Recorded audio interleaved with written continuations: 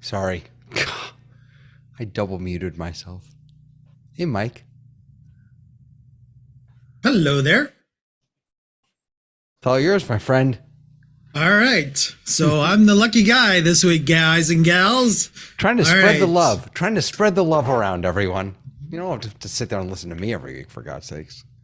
There you go. There you go. Oh, even Robert decided to join on my hosting day. Look at that. Who knew? All right. Good to see you, Mike. Glad I'm here with you.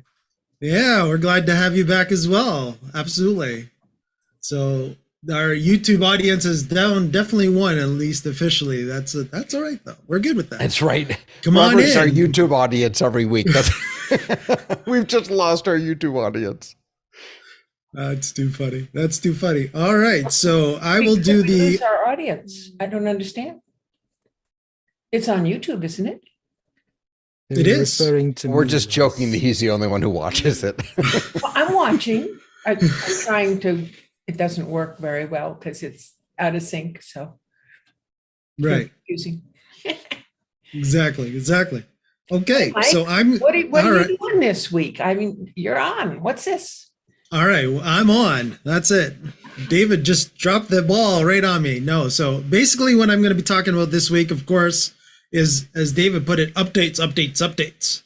And Frank was teasing last week that there was going to be a lot of them. And there was a lot of them, guys and gals. There was definitely a lot of them. So we will be enjoying all the different, we'll be going as per usual through all the release notes. I'll do both operating systems just in case to make sure that they're both in sync, because sometimes Zoom will only do certain things on Windows, certain things on Mac. So we'll go through that as well. And you never know, I might even tease you around a little bit with vMix and how Zoom is integrated with them as well. We'll see. We'll cross our fingers when we get to that point, but we'll definitely talk initially about the release notes. That'll be the first thing. And then the next thing will be after that, if we have time still, we'll see if we can actually play around with vMix and see if we can blow things up on the test kitchen. So here we go. So I'm going to do something that our old fearless leader used to do, which is go around the room and everybody say hi to everybody on the YouTube audience and come on in. So we'll start with Lois, since you already said hi. Hi, YouTube audience. I hope you're having a good day. I'm certainly having a good day. All right, excellent. Ray, you're next on the list. And we're testing everybody's capabilities of unmuting themselves. Is that how you unmute? You hit that button. You hit that Hi, everybody. button. Watch on YouTube because I'm going to be transcribing your questions and bringing them forth to Mike for him to share with the panel. Yes, thank you, Ray, for that. Yeah, that's usually my duties, but Ray is going to do that for me this week, so that'll be cool. All right, the one that's didn't want to drop the ball because of that good old NDA, Frank, talk to us. Are you happy? Good day, good day. I'm always happy. If you're on YouTube, come join us in the actual meeting. We don't bite. That's the darn toot and shoot. Dart tootin'. All right. And of course, our infamous Robert, all the way from the Polish land of Poland. Talk to us, Robert. Welcome back. Good to see you guys. I spent the part of my day on office hours with Andy Lucio and the boys talking about Zoomtopia. So now it's another good session of Zoom here with you guys. Good to be back. Excellent. All right. I will go next to Joe. Welcome, Joe. Good evening, good afternoon, good night, wherever you're at, and glad you're here and looking forward to sharing this time with you on YouTube. Excellent. Okay, so next He always brings us the audio and make sure our levels are perfect. Hasmach, come on down. Hi, good evening from Cape Town. It's just after 9 p.m. Good to be back. Excellent, excellent. He's keeping us honest, guys and gals. He's keeping us honest if we're a little too hot. And I think I actually might be too. All right, I'm looking at that. I'll deal with that in a bit. All right, John, you're next. Well, this group is all not on my normal system, but I will be listening. I'll be dropping in and out because I've got one or two things happening at the crazy Hiddleston household. But it was an exciting show on office hours today with Andy and the team giving us a behind the stage look, and I'm looking forward to learning about all the new updates. Excellent, excellent. And let's see, we've got a couple of people that aren't on video or audio, but Vincent, can you say hi to us? Are you available? Hello, I'm just seeing what's happening. I'll be in and out as well as I'm still working and going to squeeze in lunch. Excellent. Thank you for joining us during your lunchtime. That's cool. Lunch and learn. That's it. We'll definitely be lunching and learning appropriate today. to have lunch in the test kitchen, don't you think? And that's probably the next thing we should do. Yeah. Yeah. There's some logic to that there, John. Absolutely. And Definitely. cookies. Don't forget the cookies. Uh-oh. Are we doing cookies? I don't have cookies.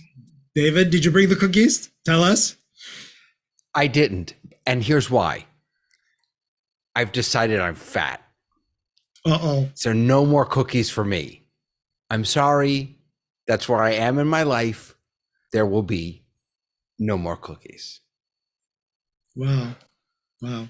How Is that are you fair going to game? buy anything online if you refuse? Bring in the hammer. That's true. You're right. I need cookies for online.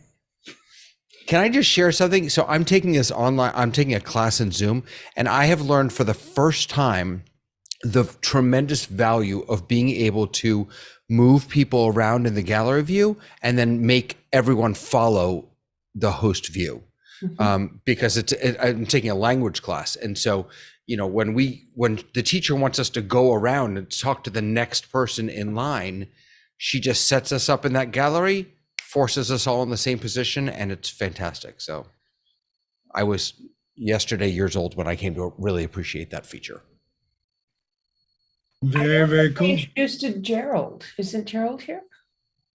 Ah, yes, Gerald. There you are. Are you hiding on us, Gerald? I am away from my Zoom studio, so I don't have a camera. But I am eager to learn, and my name is Gerald Hammond, and I've been attending for about 9 months now, and look forward to learning more from all of you. Excellent, excellent. Yes, and if anybody this week saw Robert's production in conjunction with Gerald doing the AI stuff this week, Robert? Last week? Last When week. was it? Last week. Thank you, Gerald. Yeah, that was Yeah. really, really cool. Yeah, Robert did an outstanding job as he had a very complicated event that he simplified greatly. Absolutely, absolutely. I'm really Okay. glad that things look simple from the other side. I Look know they that weren't simple on your from end. That's when the production goes properly and Robert has all the issues and we don't see them, that's a properly done production. It is indeed. Thank you, Mike. All right, going to David because he's got his hand up. I just had a quick question before we jump into the notes. Is that okay? Absolutely. Continue. Have any of you heard of BEE connected, spelled with a K? Be connected. Someone sent me this today, and they made a big hay about how it's a competitor to Zoom and everything. I'm just curious if anyone's seen it before. I I've heard have people not, call but it go ahead, that. Robert. I've heard people call it that it's an alternative to Zoom, but I think it's an alternative to Zoom for people who aren't paying for the license. In other Gotcha. words, for non-production people, because Does the word critical mass come to your attention? Yeah. Okay, I was just curious. Thank you, everyone. No problem. All right, so I'm not going to be as cute to have picture in picture like David does. I couldn't get that working in time, but I am going to go to our release notes. All right. Oh, and David's already ahead of me too. Okay, so that's no, I've got that part of it. All right, so yeah. So everybody updated their clients. That would be the important part. Did everybody update their clients before joining today? Oh, I got a nod from David. It was delayed a day on Mac. I don't know if it was for Windows. What? Yeah, actually, Frank and I had this discussion. Go ahead, Frank. Windows made it on time. Yeah, I was going to say the same thing. That's not unusual for Zoom that they announce a date and they miss it by a day or two. It happens quite often.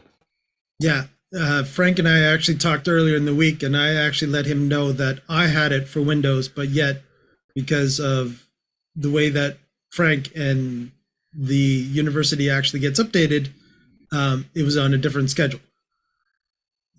So Frank, you could probably talk about that a little more, right? Oh, I think it's more complicated than that, and I don't know all the background details, but I know different servers. You know, Zoom has a lot of servers, different licenses, different verticals in the market. It rolls out differently. It's not like it goes across the planet all in one fell swoop. Maybe it's staggered for technical reasons. I don't know. Right. Okay. But yeah, I definitely had mine day after release, within a day, for Windows, anyways. So what I'm going to do first is I'll go through the Windows features, and then we'll see if there's any Mac differences. Go ahead, Robert. Can I just say something? I admire you guys, how brave you guys are jumping into these updates straight away. I always sit around and let everyone else test them and see what the feedback is before I get myself into a situation where I've got a couple of 100,000 people watching and suddenly something doesn't work the way either I'm used to it or I was expecting it to happen in the new version. I'm listening to you guys and quite in admiration, because I don't have. Oh, that makes sense. Your situation is very much to me like my video editing computer. I'm always pretty far behind on my operating system updates, but I do tech support for Zoom for people, so I need to know if something's not working, so I like to find it first. Right, and of course, yeah. Again, here within at our company, I'm the guinea pig, so I get, if I'm okay, if it blows up for me, fine. For the rest of the company, absolutely not. So yeah. So, and again, of course, what would we be in the Zoom test kitchen if we're not blowing up things, right? You can also revert. I mean, machines are for, you have multiple machines. And, I live in Monterey, so I still have a Mac doing Monterey. I think I may never give that up. It's just support of the hometown. That makes sense. You can also revert, right? So if you install a version of Zoom client that isn't working for you, you can go back to an earlier version. So it's not the end of the world, right? Perhaps telling people how to revert might be a nice thing to do in one of our programs. Yeah, how do you revert? Uninstall Zoom, the client, and then go find an earlier version and install that version. It's not that hard. But is it just a matter of Google search for an older version, or does Zoom keeps a repository? They have that sort of automatic download section in their download sections, but I think there's an alternate address where they have a more complete history of their downloads, including the MSI installers and things of that nature, if you need that sort of thing.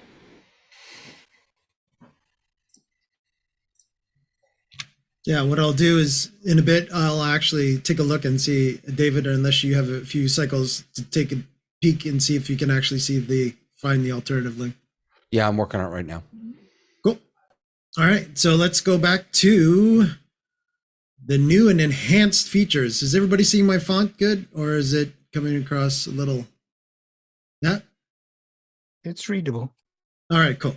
Yeah, I'm keeping gallery view so I can see everybody right now, so it's sort of distorted for me. All right, cool. We could use it a little larger would be nice. All right, I can do that. One more. Let's try. Is that better? Yes, much better. Thanks. The YouTube audience thanks you. Because many people are looking on portable devices when they're using YouTube. Cool. Thanks, Ray. Yeah. All right. So, all right. So improved what's new window. Does anybody know the what's new window? So I guess that is, just to let us know that there are newer features and such. The feature was not immediately available as it is dependent on the back-end server update currently scheduled for November 6th. Okay. So that is it looks like it's implemented, but might not be actually fully functional by the looks of it there. Do you get a what's new window when you download the newer version? Do you get a what's new version? Because I don't on Mac. I just get you've been Yes, I successfully do. updated. Oh, you do. I just updated now, and yes, I did. Okay. Yeah, I think David, it might be back to when you maybe did the initial install of Zoom. Maybe it said don't show this anymore, and you might have ticked something like that. I don't know. I'm just throwing that out there. Wonder if you can suppress it. I know for some of the stuff you can suppress it, like the Zoom apps, we suppress that. We don't let people see. There's other ways you can find out about them, but in the client, we've got it turned off so you don't see. We don't allow very many of the Zoom Marketplace apps, so we don't allow people to see those sort of things. Right. Cool. And of course, this is the one that was the next bullet point was the biggest one that I saw, especially being talked about in Discord. Concurrent sign-ins. How happy is the group with now being able to do concurrent sign-ins on multiple devices? I know personally, it's been a pain for me. What does that mean? Yeah, I was just going to ask the same thing. Can we get some clarity on what that actually allows us to do that we couldn't do before? Yeah. The rule used to be that you could only sign in from one class of device at a time. So one computer, one phone, one tablet. You couldn't sign in with two tablets at the same time. You can sign in with two phones at the same time. You couldn't sign in with two desktops at the same time. You could sign in with one phone and one tablet, or one computer and one tablet, but not two. And the reason for that, I don't think they say this publicly, but my assumption is they don't want people sharing licenses. When you sign up for Zoom, you agree that every user will be licensed and not share licenses. And I think it was to prevent people from sharing licenses, but they've got some other security measures like one-time passcodes and things now. So I don't know if if they just feel more secure or they're just maybe trying to engage and get more sales by being a little less protective of that. Very cool. David, sounded good? Yeah, no, I'm not, it's not entirely clear to me why normal people would need to log in on multiple, it's not entirely clear to me that normal people have multiple devices. I've heard a lot of complaints about this over the years, and a lot of people have multiple desktops, and they're signed in all the time. They don't log out. So maybe you take maybe you're just in the same office and you move a couple of desks over, or maybe you're in a different part of your house or a different part of your building or whatever it is. And if you log in with one machine, then the other machine would get logged out, and people didn't like that. Yeah, personally, it's been a bit of a struggle for me because I wanted my corporate account in my studio office as well as my main office, and I could not have both accounts open at the same time. So I actually had to make sure that when I left my studio office, I actually closed it down before going to my desktop where I could then open it up again and then continue with chatting. Go ahead, Robert. We've had a lot of issues with this in terms of interpreters, because if the interpreter logs in and is given a role as an interpreter on one instance, and then has tried to log in to a second device, for example, to listen to a different channel or to connect up with his partner or something like that, then he gets thrown out as an interpreter. And so, of course, the obvious way is to, what Dave said, is for the interpreters to have two licenses, and then they resolve that problem. But if this option is available now, we're going to need to test it and figure out if we can get the interpreters to be able to log in to the same meeting at the same time, but have two different roles in the same meeting. That's really important for them. That actually even sounds like it might be a bit of an issue. And the reason I'm saying that, Robert, is because of the fact that if you're logging in as the same person as Zoom into a same meeting, I don't think that's available. And the reason I say that is that became a problem in the vMix forums this week, where people were trying to log in using vMix itself, because again, I'll show later. I'll show this later, is that what you could do with vMix is you could actually put in your account into your Zoom account into vMix and actually connect that way into a Zoom meeting. You can do it two different ways, and I'll explain that a bit later as well. But you could actually put your account in, and if you're running that same account in a Zoom client already on your machine, and you log in with Zoom, the vMix Zoom client, which it actually uses the browser instead of using the local client, it could be a bit of a mess. So to a point, the concurrent multiple devices situation might help in that regards. But in your regards with the interpreters, that might be a bit different, because again, there still has to be unique names when they come in.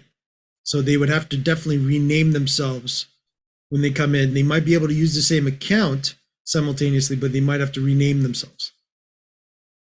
This is one of those things that I'm going to have to test, because I think it really depends on whether they've logged into their Zoom account before they log into the meeting, because that's where the issue comes about. Because if you're logged into your account, then Zoom sees you as a very specific entity.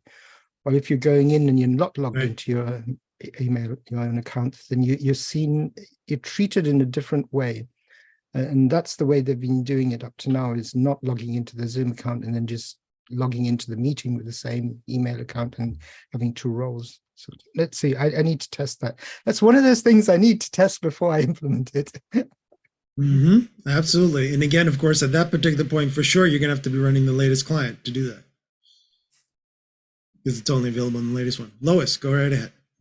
So an example of how this will be useful, we have a daily meeting for worship to pray for peace every morning, and we use a breakout room as the actual place we go. So people arrive in the main room and then they go into the breakout room. Well, we're all in there. We want to have an instruction in the main room as people come in case someone's new. It tells them what to do. So having a second device that has that slide up on it permanently for the duration of the meeting would be great. And right now we have to find a different account to put that device on. If we can have the same account, that'll be wonderful. Yeah, true. You could have done that with an iPad or something, though. You could have been logged in with a computer and had a slide on an iPad, for example. Yeah, well, we've got a little computer that we use. Sure, so. sure. Good. All right, David. Yeah, I just wanted to report back. I had just about given up, but as it turns out, over in the Zoom community, don't tell us you've eaten a cookie while we weren't looking. I did not. I did no such thing, my friend. No such thing. I might have. I'm just saying, I might have. Okay. But over in the Zoom community, we got our answer. So for both Mac and Windows, it's not by Zoom. Zoom itself does not have does not give us access to these old clients, but you can get it from up to down by date. So there you go. And I popped those in the chat. Okay, cool. Thanks, David. All right. So anybody else want to give their experiences of what potentially the concurrent sign-ins will benefit them before we continue? Sorry, one maybe a question. Concurrent sign-ins are not the same thing as concurrent presence in meetings, right? Like I can't have two computers logged into the same account in the same meeting. I think the change is that you can now. Yeah.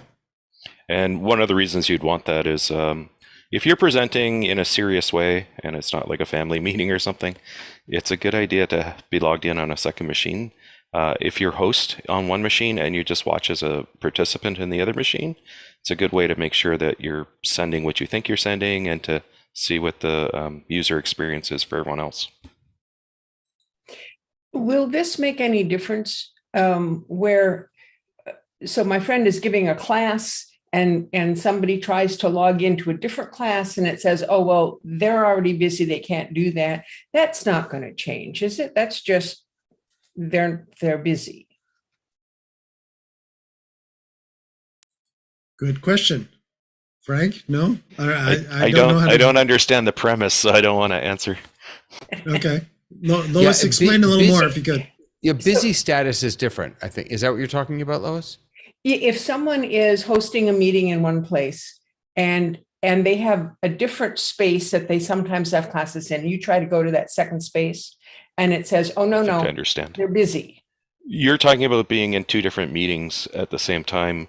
Yeah. What we're talking about, or what this article is saying, is you can have two of the same kind of machine in the same meeting at the same time. So you weren't allowed to do that in the past. You couldn't have two computers logged into the same meeting at the same time with the same account.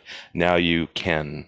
So you can have two laptops or two tablets or two phones join the same meeting at the same time.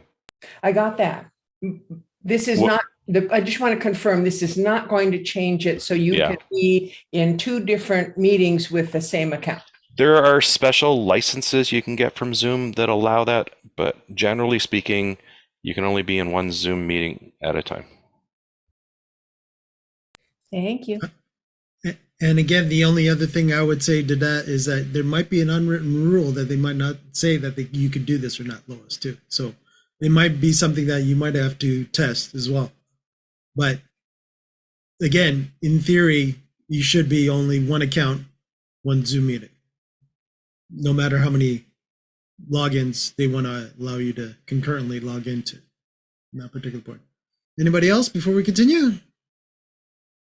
Going once? All right. So next up on the list is, all right, so we're going to do, meeting and webinar features. Okay, so low or no speaker volume notification.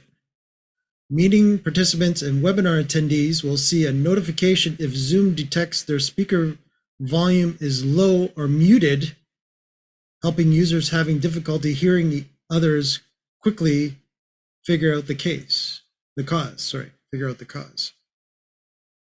Interesting. Anybody see this function this week since you've upgraded? I've seen screenshots of it I get preview notes of the releases, and they usually have nice pictures. It's what you would think. You know how we get the other notifications, like you're being recorded or the other notifications? It's just a pop-up for you personally. The whole audience doesn't get it. You just see it for yourself on your machine saying, hey, you're muted, or hey, your audio is low. How is this different from when I have my mic turned off and I say something, whether it's to you or somebody else in the room, there's a little thing that pops up that says, oh, your microphone's up. How is this any different? Now it's not just telling you that you're muted. It'll warn you when it thinks you're too quiet. It'll say your audio is too low. It never used to do that before. It never made a judgment about if your audio was too loud or too quiet. Now it will make a judgment and say to you, your audio is a little low. You know, it's not going to say it the way I said it, but it's going to have a message. It's coming to replace Hasmuk, is what it's coming for. Hasmuk's job. That's what it's doing. Hasmuk's much better than that. Hasmuk's scientific. You can see exactly what you're doing. This is more just, hey, your audio is low. It doesn't tell you how low or what to do about it. If you don't know what to do about it, you know, but at least you'll have an idea that you're not presenting your audio the way you should be. Can I ask a quick follow-up, Mike? Yeah, go ahead, Devin. Yeah. Is because Zoom already before this adjusts your volume unless you turn on original sound or something like that. It'll boost up your audio. So I wonder, I mean, this must kick in. This warning must kick in when Zoom has done all it can to help you. There's just no hope, and this is sort of Zoom saying, "Listen, we just there's nothing else we can do for you." You can turn that setting off though in Zoom. You can allow Zoom to manage your audio or not allow it to manage your audio, so it won't boost your audio if you're not allowing Zoom to manage your audio. An original sound. Right, but if someone's doing that, if someone has gone in and figured out how to disallow Zoom from controlling their audio or has turned on original sound, presumably they're gonna. Well, maybe I'm giving people too much credit, but presumably they wouldn't have too much of an issue with volume. The server's just analyzing your audio and saying your audio level is low as far as the server's concerned. I don't know what Zoom set that threshold to be. I don't know if it's relative to everyone else in the meeting or there's a specific dB level, but it's just going to say, hey, your audio's low. I think what they're trying to go ahead, Lois. Go ahead, Ray. I think what they're trying to do is to stop having people interrupt the flow of a meeting by saying, Philip, your volume's too low. And that's the intent on this, I believe. I think this is going to be useful, especially if you have a meeting where there's not too many people and they aren't all experts in using their computer and their Zoom and all that other stuff. So it's going to save us from sitting around and going, okay, now you talk. Well, how does that one sound? How do you talk? That's great. It's great that it's going to do it. I hope it works well. Yeah, I definitely agree as well. That. Go ahead, Robert. I have a use case for that as well, because when I have interpreters on a job, and interpreters will usually use a mic on a boom, because it's the best way to maintain a steady level of volume. And apart from that, their hands are busy and they need the space in front of them, so they don't want a mic in front of them. And every now and then, in a moment of anxiety, they will just knock the boom up and not even notice. And in order to tell them, because I can't speak to the interpreter directly, I can only speak on the main Zoom meeting. Everyone in the Zoom meeting will find out that particular interpreter has to put his microphone in place. Now, this is going to be really cool for them because it's just a personal message that they'll get up on their screen, handle it, and move on. Very good. Yeah, and I can also see it too as I can see this message for sure coming up, especially if you do not have, in Windows world, we have the automatic level checkbox in our client. I don't know, coming from the Mac world, I think they do that as well. But I know in the Windows world, definitely there is that automatic volume control that it automatically, if you're talking too quiet, all of a sudden you'll increase your microphone, not very gradually, not very smoothly, but again, that's Zoom locally within the client trying to update itself quite a bit on that. Go ahead, David. I think we have all misread this feature. This is not about microphones. This is about speakers.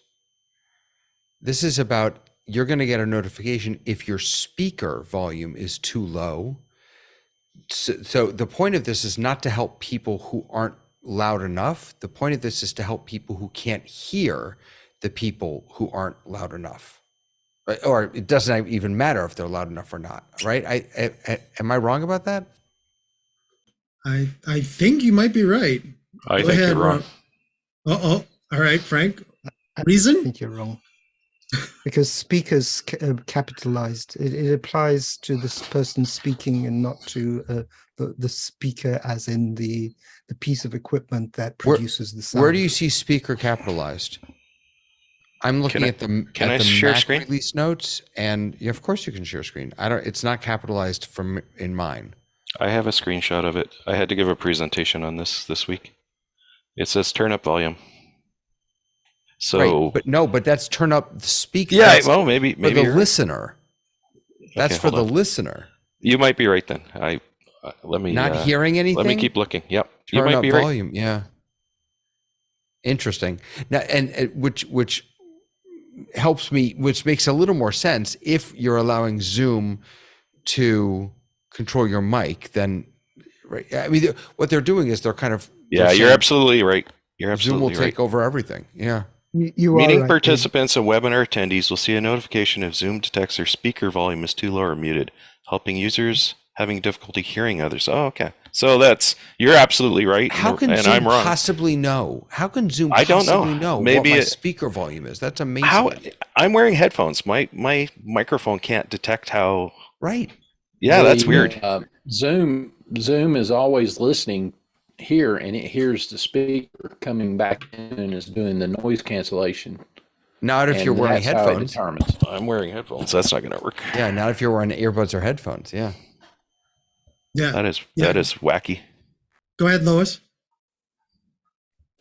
Well, being a test kitchen, I have gone into my settings, turned off automatically adjust microphone volume, pulled it way Yes, down, we can definitely tell, Lois. and I'm trying, and there's no messages. I'm going to put it back where it belongs. Okay, you can probably hear me again now.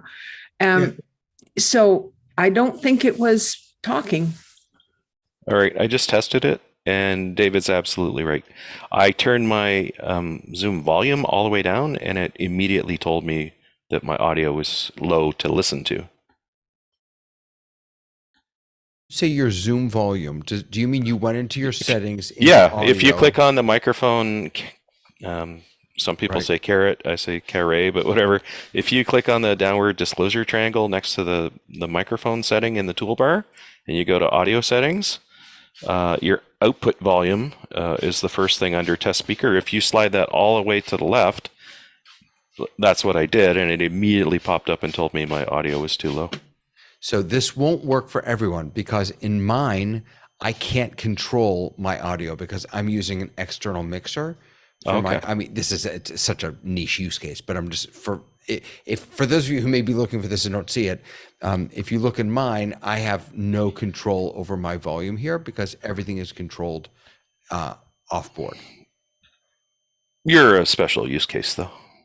Oh no, absolutely. And Most people are just ridiculously just using their laptop or their computer, right? Yeah, or external speakers that they've got plugged in. Absolutely. Absolutely. I So think that's this- good. I Go ahead, think Robert. this is going to be useful for people who have their speaker set to same as system, and they are bringing their system sound down, not realizing that they're bringing their Zoom sound down as well, or the Right. Yeah. Robert's right. So especially, that definitely is specifically a Windows thing for sure. Absolutely. I know Zoom has done that to me recently too, especially with me playing around a bit with vMix beta this week. All of a sudden now Zoom thought my system was a different sound card on my machine. All of a sudden I was like, why am I not hearing anything when I'm testing the speakers? Well, I decided that, it took it's going this way and that way and this. I'm like, it shouldn't have, but it did for whatever reason. But I agree. Go ahead, Lois. So I think I have to disagree there because I just went into I on my computer, not in Zoom. I downed that volume till I could barely hear a squeak out of you guys. I got no windows at all. I got no pop-ups at all. No, but it's Only if not I change the setting in Zoom. exactly. If you look in the chat, I took a screenshot during my test. Yeah, that's exactly what it is, Lois. But that's what you just said is really important, though. It's not about your system audio or even Right. your speaker audio. It's about your Zoom output audio and the Right. level that it's at there. Yeah. Right. And in the Windows world, I'm hearing in the Windows world, that would definitely be basically in the Windows Mixer world, especially if your Zoom client is full blast, but yet your main system audio is 0. As far as Zoom is concerned, it's getting what it's getting, and it's giving out as far as it's giving out. But your master volume, shall we call it, for the system was all the way down, right? It can only control what it can control, which is within itself, within the client itself. I'd prefer the thing that I was mistaken about. I'd rather have it tell people their audio is too low for sending audio. Absolutely. Yeah. See, I'm seeing lots of thumbs up on that. Yeah, we all agree with that too. That would be nice. Yes, absolutely. To be the other way around. And sorry, since we're wishing here, how about when your audio is too loud also, right? I mean, again, if they could throw a Hasmook in every meeting, that would be amazing. We're beating them. They sort of do. They sort of do in a way. I mean, if you, what I do most of the time before I present is I go into my audio settings and there's a button that says test record, test your speakers, but you can also record yourself and play it back and listen to your audio. And there are a couple of visual indicators. They're not as expressive as what Hasmook's sharing with us, which might actually frighten, certain people who aren't very techie. But if they had some version of WLM meters that was maybe just a little less intimidating, I think a lot of people would get to use it and probably go, oh, okay, we all want to be at, the special spot, and keep adjusting till you're at the special spot, right? So what do we do when there's a meeting like this and one person is blasting out and everybody else is? So let's I'm at 16 and 17. That's a little loud. Frank is at 12. Other people are at 24. I mean, that's why God created the mute button, isn't it? Too funny. If someone's too loud, you just. That's the best thing to do is open a breakout room and just take that person to the breakout room and give them a good bashing and then bring him back in. Yeah. I saw some thumbs up there too. You can tell Robert's been. Go ahead, Dave. It is interesting though that Zoom can control our mic levels, and yet we are in a meeting. I mean, I guess I would first have to ask who here is allowing Zoom right now to control I'm not, or actually I am, I guess. No, I am. Yeah, I mean, I have it set for Zoom audio, and yet when Zoom is controlling all of our audios, we still have such wildly different levels. Did that make sense, right? If Zoom has built in that it will control our audio and kind of keep us in the right area, it'll boost our audio if it's too low. And yet, oh, sorry, I didn't mean to do that. and yet, we are all in wildly different places. Right. Yeah. For me, I actually disabled it because of the fact that with the ATEM, it was actually really throwing off all over the place. And it would actually, at times you guys have said, Mike, you're too quiet. That was Zoom going, I'm giving too hot of a signal. So Zoom was pulling back. So again, I had to actually disable the automatic for myself. But again, that's for my setup as well. So, as David has his setup, which again, too, in theory too, David, if you're showing us the PC or the Mac that you're using, if you're using that Mac right now and it actually is disabled entirely where it's grayed out, then that's actually going off of your, I would guess, audio interface. Right. No, you're absolutely right. I was thinking that automatically adjust microphone volume was part of the audio profile, which it isn't. So you're right. I'm not letting Zoom control it, but presumably other people here are. And how many are? Yes. Yeah, how many are? Question. Yes. I guess I'm the only two of us. That's it. And the rest, how many are not? See, there you go. Yeah. This is not a good test then. Yeah. Go ahead, Ray. Those of you, though, that have vMix or some outboard software, don't you have your audio level set at 0 or at a certain level so that you don't want Zoom to control it? If your mic's going through vMix, why would you have Zoom control it, and why would it ever be an issue? Because that's one of the features that the vMix or one of the others are doing for you.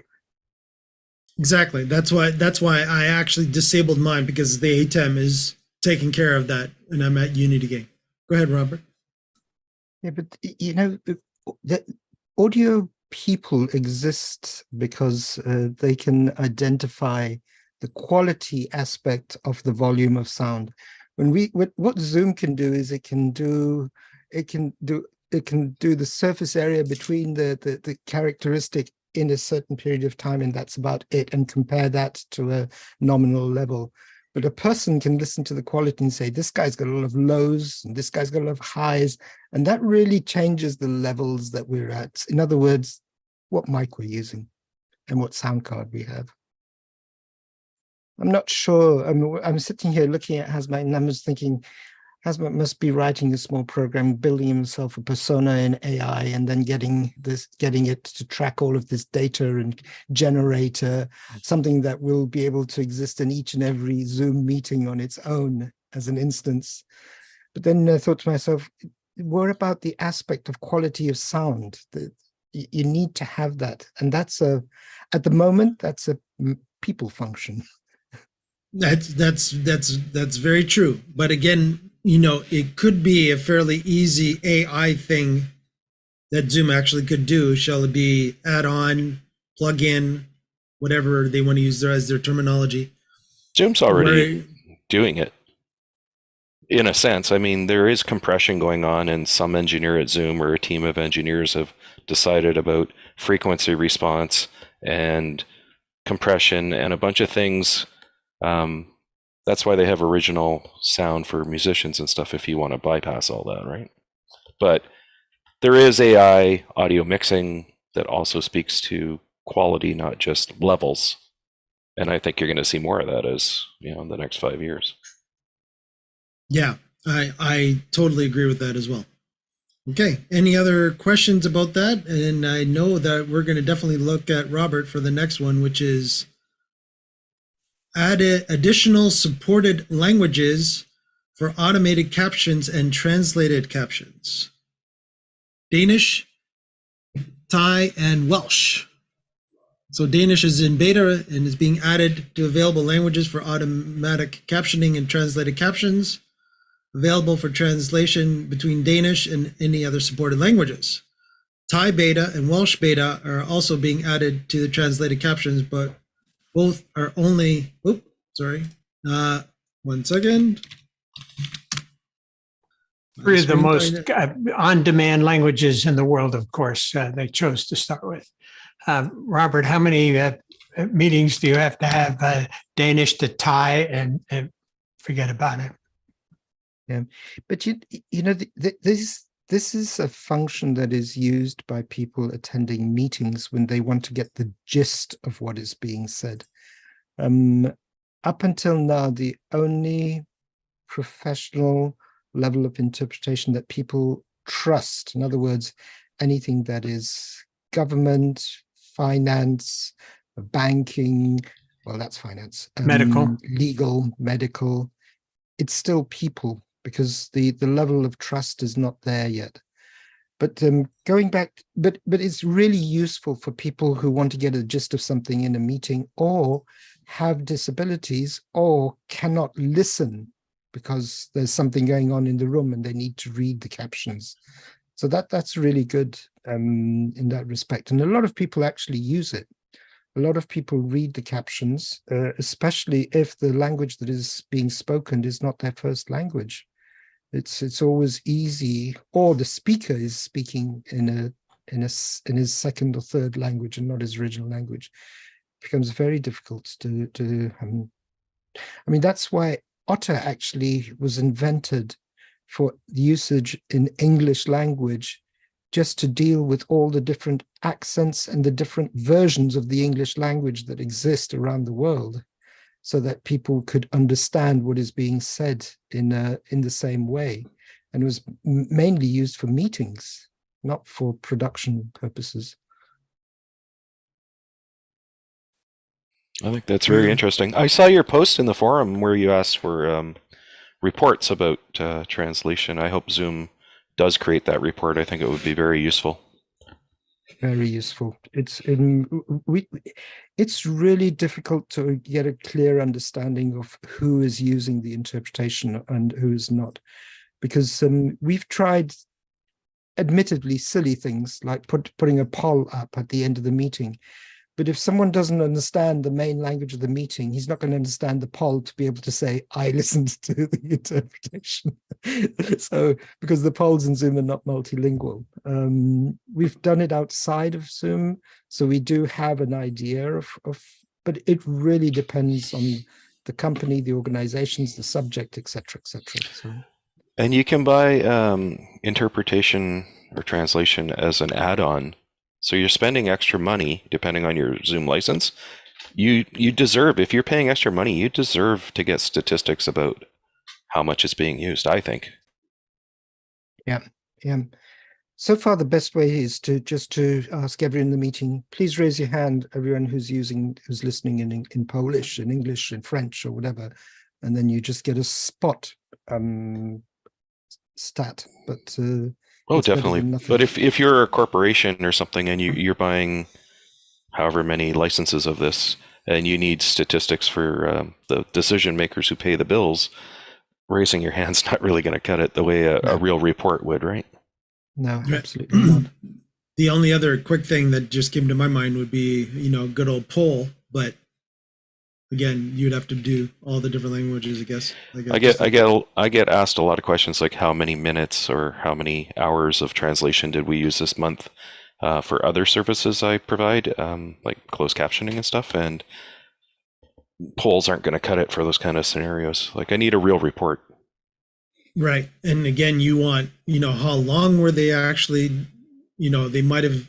Which languages? There's all kinds of stuff I'd want to know. Right. Yeah, definitely. Anybody else want to talk about languages? I know, Robert, you're sort of our go-to when it comes to languages, especially considering all the translation that you do. Yeah, but like Ray said, the very strange languages that have been selected, and I get the impression that they are actually easy languages.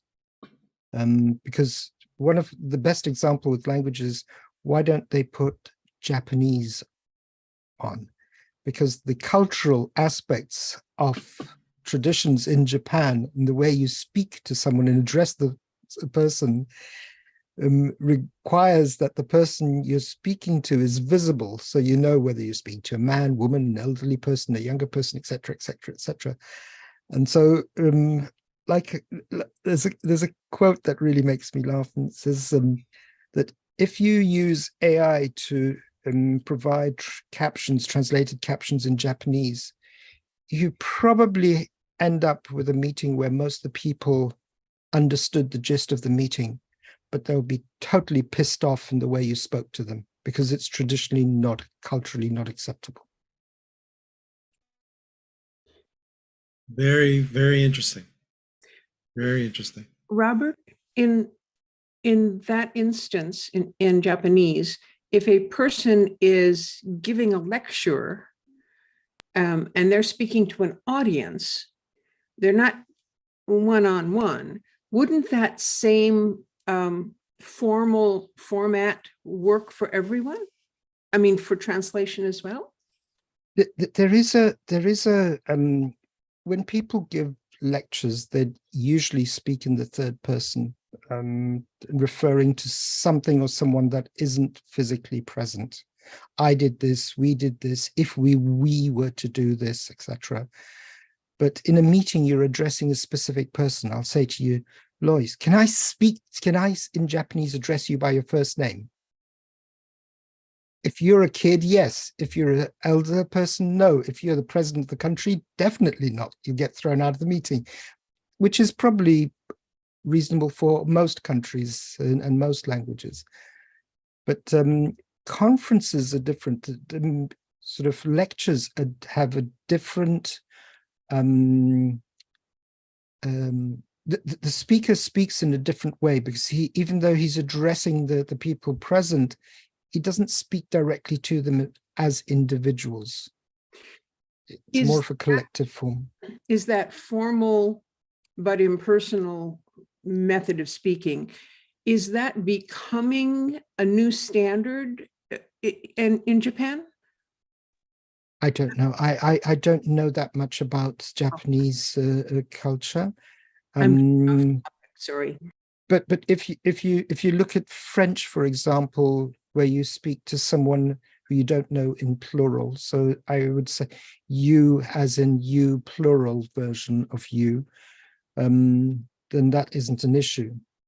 Okay, but that's like a simplified version of all of the different combinations that you have in Japan.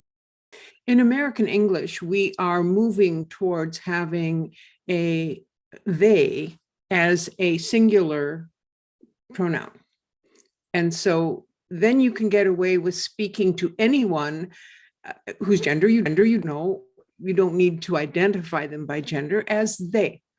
And that's a change in our language recently, very recently. And I'm just wondering if other languages are like that. But I'm off topic, so let's get back to what we were doing. Mike, what's up? I'll let Robert answer that, though. Go ahead, Robert, and then we'll continue. I was just about to say that I understand that less and less people in the US are doing bad things, because only when you do something wrong does someone address you as, "Sir, can you do this?" or "Sir, have you seen this?" or "Sir, would you mind getting into line?" So I don't know which form is going to be expelled when they come up to me and say, "They have not signed the form." Will it work? I don't know. That's true. That is very true. And yeah, so again, of course, as Lois is talking about too, and of course, Zoom has actually implemented the pronouns as well, and people are using they as the pronouns when they connect as well. Okay, so next on the list, we got meeting features, active AI notifier. All right. I think we saw that because I think David did do that during the meeting as we've been doing stuff here, which is in order to keep participants aware of AI companion use during any meeting, there will be an AI icon present in the top left corner. Is everybody seeing it in the top left corner of the meeting window? And it will list any AI companion features that are active, similar to the active apps notifier. This is visible to all participants, and when clicked, provides additional information about which AI features are active and what in-meeting data is being used by each feature. I'm really happy. Like this, guys? Yeah, I'm really happy Zoom did this. It's transparency. When Zoom announced that they were going to have all these AI features, the group I work for got a lot of negative feedback. And then a few months later, when they implemented them, we got a lot of requests to turn it on. And we haven't turned it on yet because we're still reviewing it. But I think it's a great thing for Zoom to be transparent. People were afraid that their things are going to, your chat, your sound, your recording would be used to train their AI model. And I think there was a bit of a backlash. And I think Zoom responded appropriately, and they're being much more transparent about what happens with this data. And I think a lot of people have a lot of data privacy concerns. So I think this is the right move by Zoom to let people know. Just like when you're being recorded, you can't be recorded by surprise. It tells you if you're being recorded, and you have the option to opt out if you don't want to be recorded. You can leave the meeting, right? Right. And it's also the same thing for the AI, Frank, correct? Sorry. Yeah, this is the context. They're informing you that there's an AI, some sort of AI thing going on in the meeting, and they're being transparent about it. So I think that's a very wise and ethical thing for Zoom to do. Yeah, absolutely. Absolutely. I totally agree. So has anybody seen this pop up, this new active AI notifier this week when you guys have been using the clients who have been here? Going once? I have to admit, I've seen it as well. And I did see it in the current meeting that we're in because I am running the latest client. Okay. Yeah, Robert, go ahead. From a production point of view, all of these notices are actually quite irritating, because you've suddenly you've got to really think through the way, for example, if you're doing a hybrid meeting and you're bringing something from Zoom onto a big screen into a room where you've got, 500 people, and you suddenly get a message, your speaker isn't loud enough, or your AI companion is switched on, and people can freak out. Yeah? and you need to really think it through now when you're dealing with these messages. And to be very honest with you, the only way I've figured out how to do it is to use ZoomISO and get a clean feed that I stick onto a screen. But the production workflow becomes so much more, I wouldn't say difficult or complicated, but you just need more pieces of equipment in the workflow to clean up the feed. I think that's a valid concern. I think Zoom can address that, though. They could. I think there's been a lot of talk for a long time, and they've already made gains. Like in webinar, for example, they have the production studio for webinar. I think Zoom could code a way for people who are, let's say, broadcasting or recording, for like who are in this sort of industry, to have a clean feed of Zoom. I don't think that's impossible for Zoom to have some sort of functionality that would, for regular meetings where it doesn't matter, you don't need it, but maybe you pay a little extra, or maybe there's a different license where you can get a clean feed. I think that's very doable and attainable. Yeah, the way I see it's going to happen, and I've heard this indirectly, is that anything that's going to be using the SDK, just like ZoomISO or vMix, will have a clean feed. So that's the route to go down. Yeah, and definitely I will not just. I'll try to show that later when we're talking about vMix. So Robert, hold that thought. Go to Lois. So there's, that warning that comes on everybody's window when you start the recording, the big thing, comes up. It turns out that if you start a meeting and you start a recording and you stop it, that comes up on the screen for everybody who's in the meeting. And for anyone who is approaching the meeting, it comes to them as they're entering. But it doesn't come up a second time when I turn on the real recording. Okay. And so my question is, does this warning about AI come on only once when somebody turns it on and then that's it? Or is on every time that something's happening about it? Because if it's only once, then that may be a way around having a problem with it. If you look in the top left corner next to the shield, there's a sort of a diamond or star winking. That's telling you that AI is happening right now.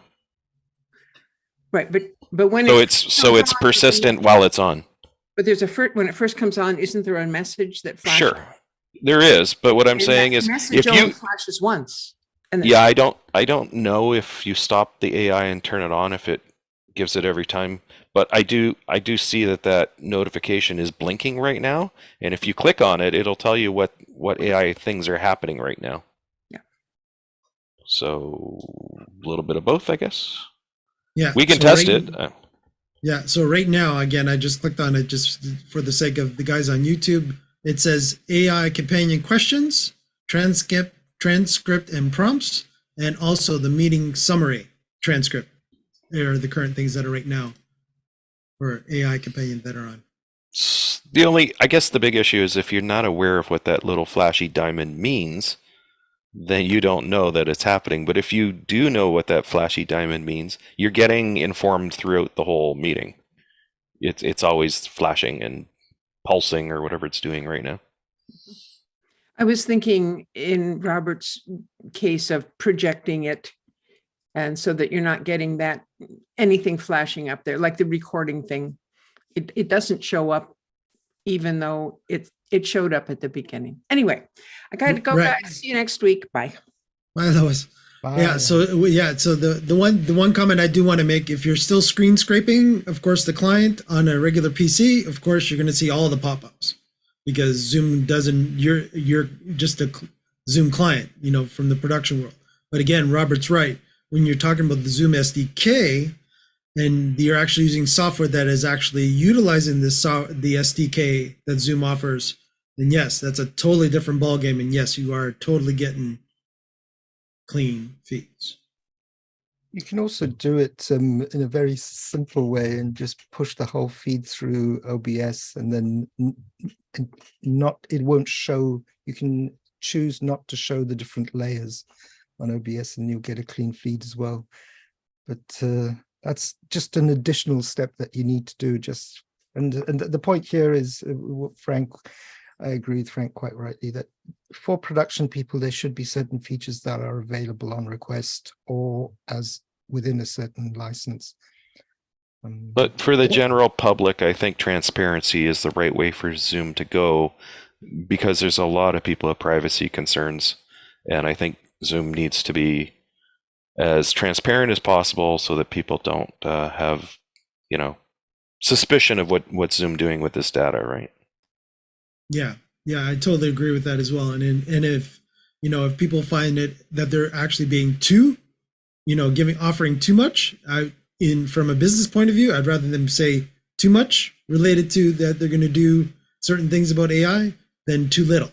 Then all of a sudden the controversies and such start to happen of, oh, is this being recorded by Zoom AI wise? Are they stealing my data, quote unquote? So, okay. So that is the one and only meeting feature officially. Anybody in the group doing webinars, using the webinar functionality? Robert, I guess maybe you would be. Oh, always. All right. Always. All right. Yes. We're using actually webinar with Gerald, correct? That's right. Correct. All right. So here we go. So your new features are in webinar. Let me just scroll down here a little bit. There we go.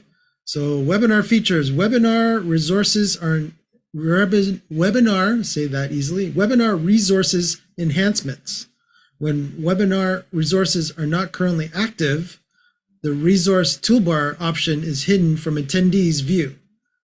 Does that make sense, Robert? And I'll continue. Additionally, the icon for webinar resources is being updated in order to distinguish it from Zoom AI Companion.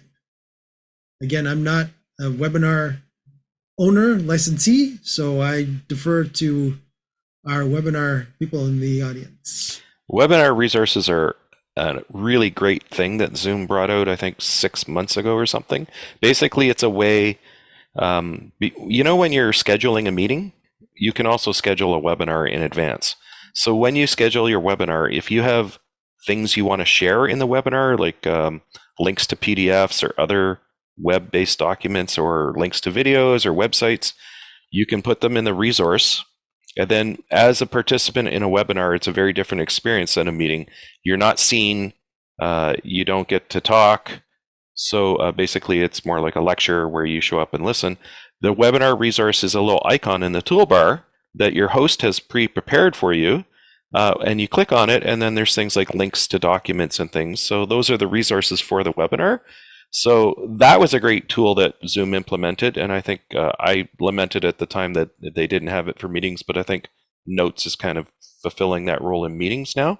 What they're saying with this is basically how that icon will behave during a webinar.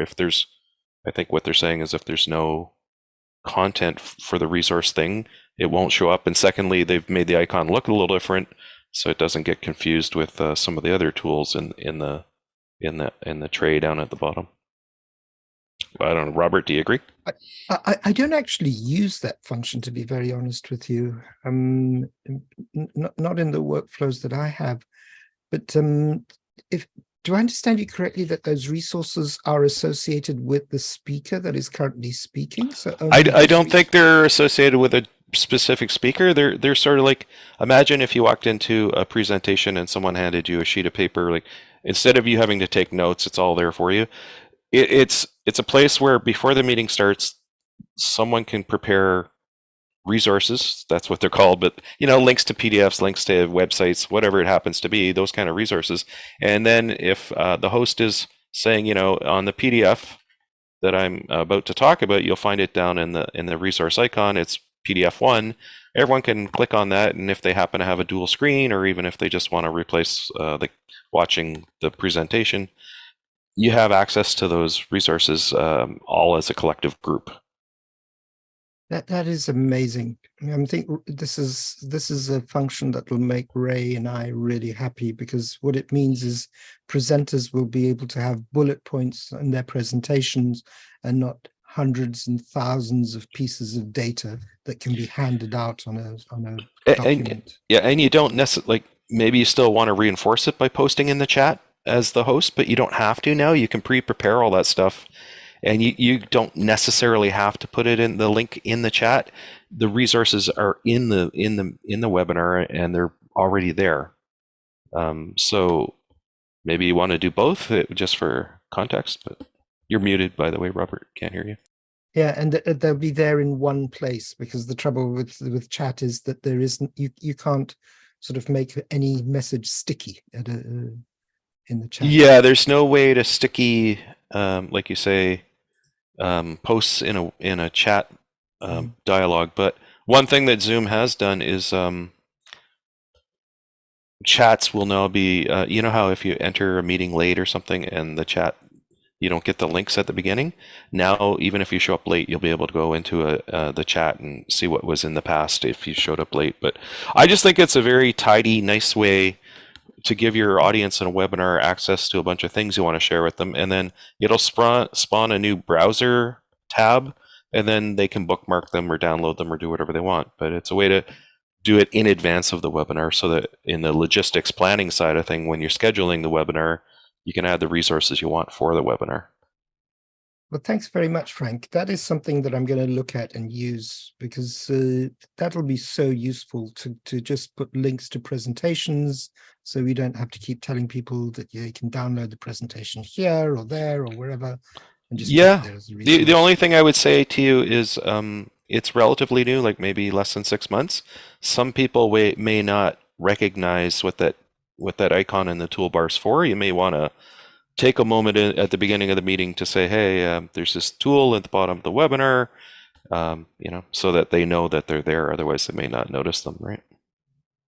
Okay, and thanks, Ray. Yeah, so we got a couple of actual comments coming from our friends on YouTube. Mike on YouTube is actually very curious about Robert's comment about how would you turn off layers in OBS, Robert? I guess you open a can of worms on that one. Go for it. Oh my goodness. Just, can you come back to me? I'll just go into OBS and sort of remind myself, because I don't do it by myself. So I need to absolutely, figure it out. absolutely. No problem. We'll come back to you. Well, And the person that asked that question on YouTube has just joined us. Mike Muddy is here, and he's driving, so he can wait for a little bit for Robert to get his self together to answer. I think another thing people used to do with things like OBS and Zoom is they would push in 10% to try to get rid of some of the screen elements. So push in, I mean, basically zoom in a bit so that some of the stuff went off the visible part of the screen or the recorded part of the screen. But I still think that eventually Zoom should offer a way to have a clean feed for people who do production type work. Yeah, ideally for me, it would actually be really nice if you could actually go into that specific, you can go into the Zoom client itself locally and go tick, production mode, tick. Sure, especially if you're screen scraping or something, yeah. Right. But that's one of the things that Andy and Colacio mentioned today at office hours, is that the SDK is specifically designed to give you a clean feed, and wherever clean feed is required, then apps that build some sort of API or some sort of functionality within them will use the SDK. So that's sort of the direction that they're thinking. I'm not convinced that, even though we want it, that they will go for what we just talked about. I think if you spent money, they might. I do agree the SDK is probably the most elegant and proper way to go, but that means additional software or a different client from someone who's going to build that client. So who's building those clients? Wirecast, vMix, ZoomISO, but that's not as approachable for regular users who aren't in production but might also want a clean feed, right? Right. Again, there's that infamous, we all hate pop-up ads, right? So again, the more cleaner we can actually get the feed, the better. Okay, so there's actually a second feature that they've released on webinar, which is, as I did a bad crossfade there, here we go, support for 100,000 Zoom webinar attendees. Let's see if that's important to our guys here. Zoom webinars are available, Zoom webinars are able to support up to 100,000 attendees in a single webinar session. Previously, the maximum number of attendees was 50,000, so they've actually doubled that, with additional attendees able to be directed to a live streamed version of the webinar. This feature must be enabled by Zoom. Interesting. Enabled by Zoom. What do we think? I'm not sure I understand what that means, because the webinar licenses are based on the number of attendees that go there. So you've got to buy a license to have it enabled. So I'm not sure what they're actually referring to as it has to be enabled by Zoom. Does it mean that if you buy a 50,000 license, you have to contact them in advance of your event and say, hey, I'm anticipating 100,000 people. And then on the back end, they have to probably do a few things for you. But I think the important part of the announcement is the fact that they can do it, that they're saying, you have 100,000 people, we can accommodate that. I think that's the impressive part. Exactly. David. I don't get it. I don't see, I'm not sure that there's any value in just live stream it. Just throw it on a private YouTube channel and everyone can still chat there. And okay, yes, there's Q&A. I get that. And if you're going to use breakout rooms, although I don't know how the heck you do breakout rooms with 10,000 people, I don't know, or 100,000 people, at that level, I just feel like it's just a live stream. Just throw a bunch of people in theaters and, live stream it. What do you think, Robert? Can't do breakout rooms on a live stream. Yeah, there you go. You can't do breakout rooms with 100,000 people in a Zoom. I knew you were going to say that the minute it came out of my mouth. But the AMC movie chain had a big booth at Zoomtopia, and they're hoping to be a venue for those 100,000 people meetings. They spent the most money exhibiting at Zoomtopia this year that I can imagine. They had the red velvet curtains and big screen movie, and they've even had recliners and popcorn. They're hoping for that group, and then they're encouraging people to have a local host. Mm-hmm. Yeah, we talked a lot about this, I think, in office hours partway through the pandemic, that was a model that a lot of artists were wanting to embrace, where they didn't want to necessarily travel from city to city all the time. They would be based out of one city, and you would go to a place like a movie theater, and it would be like a special event where you'd be in that theater. They'd have good sound and good projection. A webinar kind of lets them do that. So does a stream, but maybe there's features that they can take advantage of we haven't considered yet. Maybe Zoom's staging themselves to do something and they haven't announced it yet. Who knows, right? If you don't know, we don't know.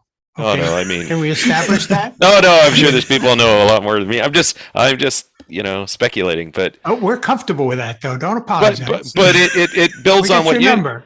It builds on what you said, though, right? If Zoom has ideas about doing special events and things in special locations, and you need, I don't know what you have in the States, if you have AMC theaters or something like that, but whatever it is, you have a set of movie theaters across the US for a special event, maybe an artist or something that's really popular, and they're going to have, I don't know, meet and greets and special contests in the theater at the time, and you want to take your date there, like you could easily get 100,000 people in some big cities across the US. I don't know what their plan is, but it's interesting that they have the ability and the horsepower to do it. Yeah, but the thing about webinars, and I think a lot of well, let me talk about myself. Most of the webinars that I produce are paid. People pay for those events.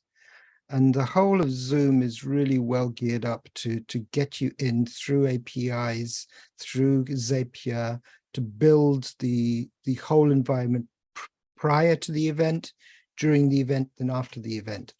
It's really tricky to do that with streaming just to YouTube, because you've got to embed the player into a place where you need to build, manage. There's a lot more work from an IT point of view that needs to be done. It's so much Definitely. easier to do it in Zoom. The other thing is, I'm not sure people really appreciate this, but and I don't even know if I should be saying this out loud, but a lot of people have talked about live events on Zoom that get stuck in certain areas because of the infrastructure that YouTube has. It's not 100% prepared for a huge stream that goes out of the same event, like a multicast to multiple areas at the same time. And I know I could get myself in a lot of trouble by saying this, but I think Zoom as a platform that is designed to do this is much better prepared for a multicast type event. I'm just imagining a scenario. What's popular enough to get 100,000 people to pay money and show up? If you had, imagine, some of you probably watched Zoomtopia, some of you were at Zoomtopia. Imagine someone like Taylor Swift being in a bunch of theaters across North America where you could go to the Zoom event thing, and instead of having trade show kind of setup, it's maybe you get to talk to the musicians in the band. Maybe you can ask Q&A during the webinar, and Taylor Swift answers some of the questions. I think you could easily fill up 100,000 worth of people across 10 or 20 big cities in major population centers, and people pay $25 a ticket or something to go to a movie theater.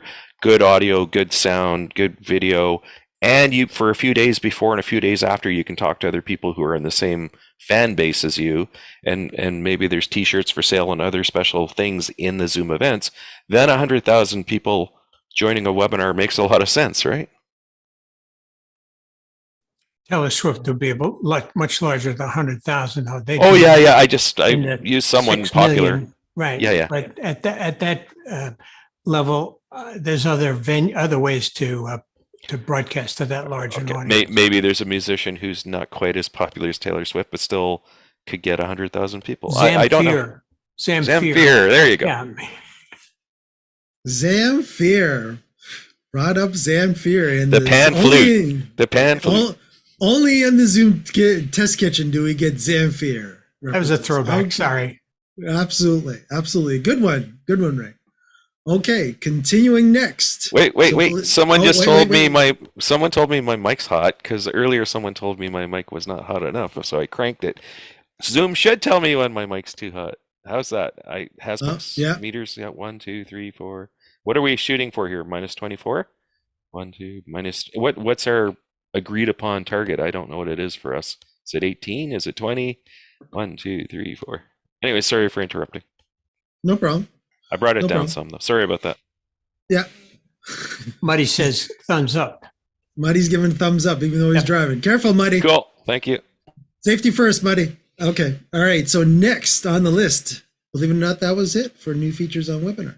But I don't know if that's good or bad. But again, that was definitely a good thing to talk about. 100,000 attendees in one webinar. Okay. So the next one would be Team Chat. I don't know if many of you are using Team Chat. I know between Frank and I, we've been playing around a little bit with Team Chat. So I'll go through these very, very quickly. So they've added add activity center cards for emoji reactions in chat messages. They enhanced the external labeling. They also enabled the simultaneous login on multiple devices. Okay, so that must be related to the similar with the client, so they're also allowing that for chat as well. And the ability to share a Zoom whiteboard, which we do quite often play here in the Zoom test kitchen, with the Zoom whiteboard and from Zoom Team Chat. So the Zoom whiteboard users can now easily share and create new whiteboards right from Team Chat. Okay. Using the Team Chat Compose shortcut, users can conveniently create and share Zoom whiteboards to any one-to-one or group chat or channel. You will be able to set sharing permissions while posting whiteboards to Team Chat, allowing for ease of collaboration. Does anybody think that that would be useful for them in their productions? I actually have to believe that this is when this type of sharing, when they release Zoom Docs, right, and you can do the same thing with Zoom Docs and Zoom Sheets, and so you know from Team Chat you can instantly share a whiteboard or a doc or whatever. Then it becomes really, really powerful, I think. Yeah, I cool. agree. And Seems like a no-brainer to me. You shouldn't have to always be in a meeting to share something. If you're just chatting away with some colleagues or friends and you want to fire up one of these tools, you shouldn't have to fire up your video just to do that, right? yeah, I agree with that. And again, it's again Zoom trying to make sure that everything is kept within the Zoom universe. I had lunch with one of the Zoom execs this week, and he showed me how they use it internally, and it's amazing. In fact, one of our groups is thinking about switching to the Zoom chat, the whole Zoom ecosystem. Watching this guy handle his Zoom business before our meeting, during our meeting, after our meeting, and he's a very, very high level person. He did a great job and sold me on it. I've actually joined Zoom chats. Yeah, it's nice because I can get him right away now, which is not a bad idea. But I was impressed. Absolutely. Yeah. And again, I've been enjoying chatting with Frank because again, I've been testing it out, and I think Frank and I are pretty much testing it out with each other to make sure that we don't blow things up before we actually implement them out. But we use it at work. I've used it. You are? I'm just not big on that kind of chatting for business, but I'm still old fashioned. I like email. But I'm coming around. I see why a lot of people like it, Right. Okay, so we'll continue on. The next functionality features that they added was in mail and calendar. So I'll quickly go over these. So you can now select an outgoing email account. I guess that wasn't there before. Now you have the option to enable end-to-end encryption, which obviously is very good. Kind of confusing that wasn't there before as well, but from a security point of view, that is definitely good. The enhancements to find a time feature. Okay, so that would be, I would assume, for meetings, find a time when people are actually available to have a meeting. Let me just. It's like Calendly or what's the other one that I used to use? Yeah, I know that Google actually has offered it to Microsoft Bookings. Yeah. But Zoom also has Zoom scheduling, right? Which is a separate sort of paid for feature, license, whatever. What is Zoom scheduling? It's kind of a competitor to Calendly. It is? Yeah. And it's separate from this? Yeah. There you go. I know David just learned something, so that's a good thing. One and only Zoom Test Kitchen doing it again. All right, cool. All right, so the next thing would be duplicate Zoom calendar events. Users can create a duplicate event and add different event details or private information without notifying other attendees. Okay. And they add new feedback form. So the Zoom desktop client users can provide product feedback using the new feedback form, and I'm assuming that's back to Zoom. Can I just say something really quickly? Sure, the release notes you're looking at are different than my release notes, but they're also public. I'm not looking at some sort of secret release notes. I have more things on my list than you do. Interesting, because these are based on. I'm what looking are you looking at Zoom support, release notes, Zoom releases by date, release notes for October 23rd, 2003. Yeah, I was basing it on the. This is the. Oh, it's just for Windows. I think I'm looking more globally. I don't think I'm in one specific. Oh, okay. I think I'm one layer higher than you. Sure. Sorry. Yeah, no problem. Yeah, again, I was going through the Windows ones first, and then I was gonna go through Mac. Actually, but just so you know, different. Just so you know, you don't actually have to go through both because so here I'll just show. So this is, I think this is the one Frank's looking. I could be wrong, but it actually will tell you. So, improved what's new window. And then right next to it, it actually tells you who's, what do you call it? Which Operating system. clients, which operating systems it applies to. So you can actually get a kind of a bird's eye view of all these different features and where they apply, which is nice. I actually didn't, I was today years old when I learned this. I didn't know. This might be a better way instead of, because I think there's going to be a lot of replication. If we do Windows than we do Mac, we'll probably be seeing mostly the same things. Right. Okay. But maybe there'll be some significant differences though. Yeah. So I'm just trying to look for that quickly. David, if you just go up to release notes by date or Zoom releases by date. So you've got release notes, Zoom support, release notes, Zoom releases by date, and then you choose the 23rd. Okay. They already have listed release notes for like into November. Yeah. I was reading all those. It was kind of interesting to see that. There's some really cool stuff coming, and it's not secret, so we can all talk about it. That's true. There's one I'm really excited about as a Zoom admin. What's that? It's, I don't want to get Mike out of order, but there's a new feature for Zoom admins where you can pre-authorize new features and set dates to release them. Ooh. So it's what we always had to do for our team is we had to pick a day we were going to release new features, and somebody usually had to get up at 6 a.m. and turn them all on before the business day started. Now you can put them on a timer and they release when you say to release them. Nice. Very, very cool. Yeah, I'm just actually looking for that right now as I'm going through this list now. Yeah, we're getting, it looks like November 5th is. Yeah, that one's not coming out till November 5th. The one I just talked about. November 5th is whiteboards and Zoom rooms. Those are the two big things that it mentions. Okay, cool. Yeah. All right. So the last major feature by the looks of it was with Contact Center, and I don't think any of us are actually using Contact Center, are we? Going once, going twice. I'll say that's a no, but I'll just say quickly. Contact Center is a separate license, and you have to pay additional money to use Contact Center. Right. So they've allowed for enhancements to call notifications from Zoom phone users for Windows and Mac. So that's added on and stuff. Okay, so let's just quickly go through some of the issues. Was there any specific resolved issues that anybody noticed in the latest that are happy that they actually fixed that was a issue? I'm seeing one here that looks pretty interesting, which was detecting. I'm seeing resolved an issue detecting microphone and speaker devices for Windows. So that would be a big one for us, more specifically for us Windows admins. That's interesting. I haven't run into that, but I guess there must have been out there.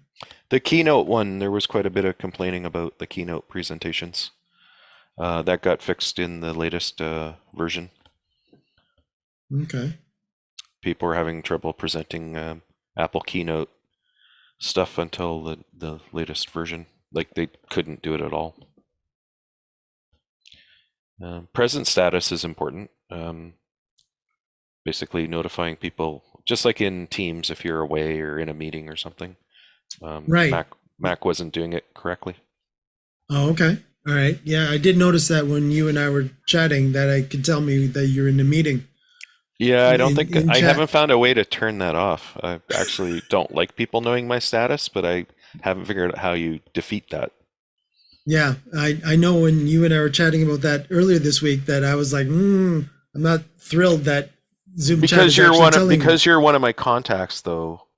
Right. You know, that way I guess so you don't try and call me up or something or yeah, but again, I was officially an external, labeled I know, external contact too. But I gave you my trust or you gave me your trust by adding each other mutually as contacts. Right. But I'd like to be able to turn that off completely. I don't like people knowing what my status is. Yeah. But I'm paranoid, so. Yeah, exactly. So Robert, how are you doing? Is Robert doing pretty good on OBS for Muddy? Oh yeah, the OBS. Release notes for Zoom in Tune. I do Video not know feedback. Zoom in. Oh dear Lord, Robert just went into like hyper thing. Infinity. Yeah, that was an intense infinity though. That was fantastic. Inception. Yeah, it's a very much Zoom Inception. By the way, on the 30th, there's yet more releases coming, and the 30th is all about AI.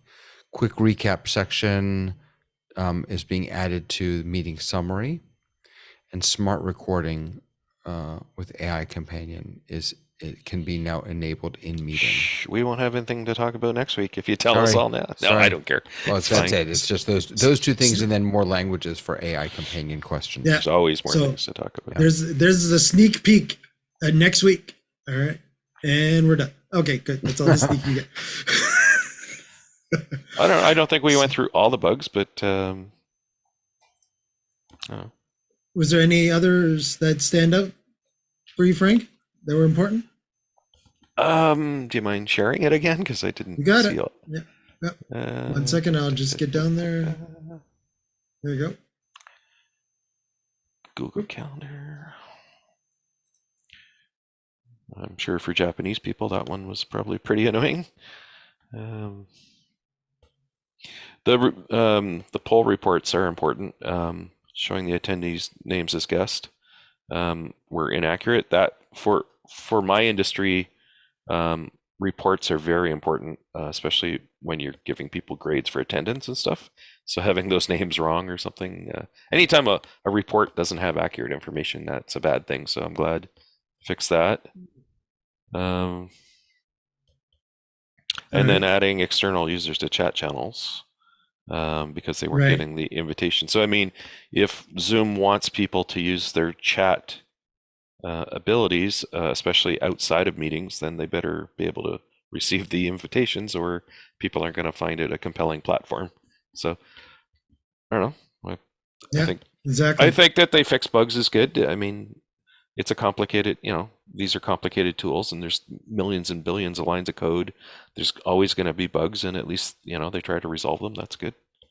Yeah.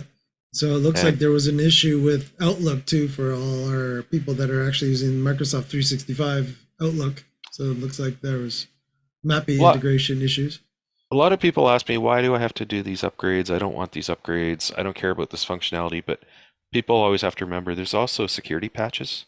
So just for stability and for security, even if you don't care about the new functionality that much, just having a secure client that's stable and that is safe is a good thing to do the updates. Exactly. Unless it's a production system like Robert, you want to make sure it's not going to break your workflow. And go to infinity and beyond. I did miss that. I was actually looking at my other PC when Robert was having that issue.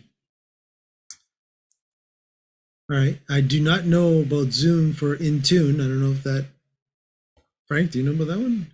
I don't know that product. I think that's sort of I'm not an expert at this. Isn't this how you deploy Zoom in enterprise and set sort of I think Intune isn't it that Windows how you sort of